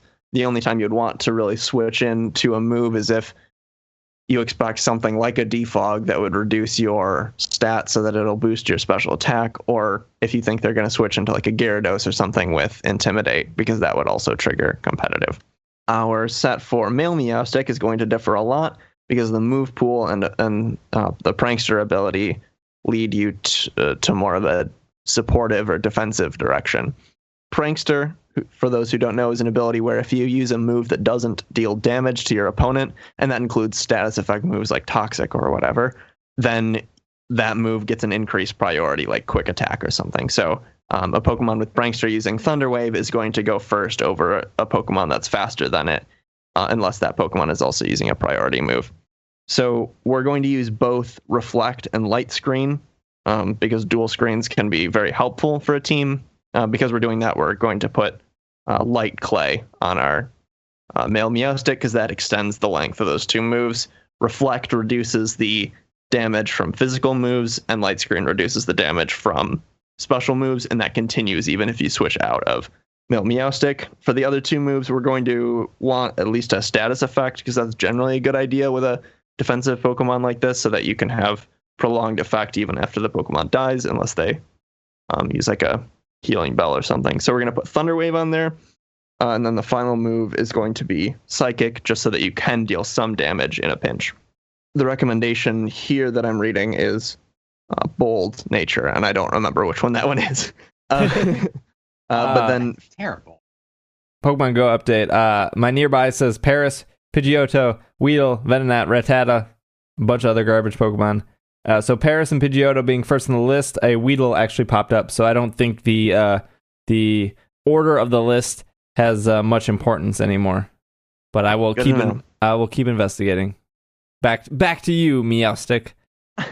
And then for EVs, we're going to do 252 in HP and defense. And that's it. That's it. If you get a shiny Meowstic, it is yellow and white instead of blue and white, which is pretty cool. It's like a golden yellow. Meowstic is the only Pokemon with a base stat total of 466. How low is that, Travis? What people want, like 500-ish? What was the stat in question? I was looking at something else. Base stat total 466. It's not very good. It's pretty low. The speed is okay. And the special attack is workable. But generally you wouldn't run this on a very competitive team just because it doesn't have a lot of stats, especially for like a defensive Pokemon like we're trying to make male Meowstic into, because it doesn't have the bulk to survive many hits. I mean, maybe with a Light Screen or a Reflect it could, but unfortunately it doesn't have a very high base stat total. You want something in at least the 500s generally. Got it. Yeah, and Bold Nature increases defense, decreases attack. There you go. Sounds right. Meowstic is the only Pokemon to have separate movesets for each gender. Some trivia for you. And finally, during Google's April Fool's event on 2014, Meowstic's genders had separate dex numbers in the Google's regional dex. The male was 139 and the female was 140. Yeah, Meowstic's based on a cat, if you guys didn't know that. I don't believe it. Who would have guessed? Meowstic could be a combination of Meow and Mystic. So that tracks. Seems right. That seems accurate. There's Meowstic. That was Maryland's Pokemon of the Week pick. He's a big Meowstic fan, as am I. I've said that before, that I enjoy the Meowstic. But I think that wraps up our show for you guys. If a little house cleaning before we say our goodbyes. If you are going to Gen Con and you haven't done so yet, there is a free Pokemon Podcast live podcast at Gen Con on Friday night at 6 p.m. Gen Con time. You do have to have a Gen Con pass to go to the free event. You just can't walk in. But if you are going to Gen Con and you want to say hi, you can either tweet at my Twitter at Dragging Lake or at Pokemon Podcast and let me know that you're in the area you want to say hi. I will have Pokemon Go buttons for people who come up to me and say hi to the show. Also, I will have Pokemon Go buttons for everyone who comes to the live podcast. I have the three different types. If you're on Team Mystic, Instinct, or Valor, I will have a specific button for whichever team you represent. If you are no team like Will, I'm not sure what to tell you. Can I get just like a plain blank button? I will see if I have blank buttons laying around. And so yeah, otherwise, we do have a Patreon. If you want to support the show, patreon.com/itssupereffective. If you want to give us $1 a month, that will get you access to our Slack community. Otherwise, if you do not want to give us money, but you want to help the show out because you like what you hear, please leave us a review in iTunes. We are at 617 reviews. My goal for 2016 was to get to 600 reviews, but we passed that. So I guess we have like 5-6 months left in the year. So let's try to get to 700 before the end of 2016. I think that's an ambitious goal. But I think it's doable. I don't think I have anything else. I will be at Gen Con next week. while I will be recording the live show, I don't know if I will get it up in time, so I might actually publish for everyone our Kickstarter exclusive show, which is 3 hours of me, Travis, Will, and Micah debating about which 10 Pokemon are the best 10 Pokemon out of the current 723 Pokemon. Things get very heated.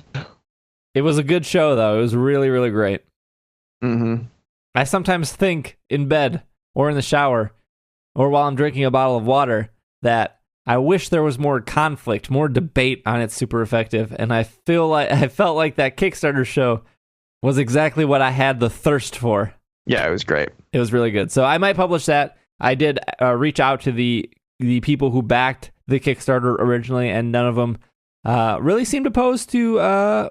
Well, I would say none of them did seem opposed to providing it for everyone. So that is probably something that will be published. Unless I have time to edit that live show, I'll get that up too. But do you guys have anything else? I will also be at Gen Con. You're not there exclusively. Will also be at Gen Con. Travis will be in Michigan. That is correct. Michiganing it up. All right. Otherwise, whatever that means. Travis is at the Travis W. Will is at Wash in the Sink. Correct. You can follow the podcast on Twitter at Pokemon Podcast. Otherwise, this has been another episode of the Pokemon Podcast, and we are super effective. Super water bottles. What a dirty dog.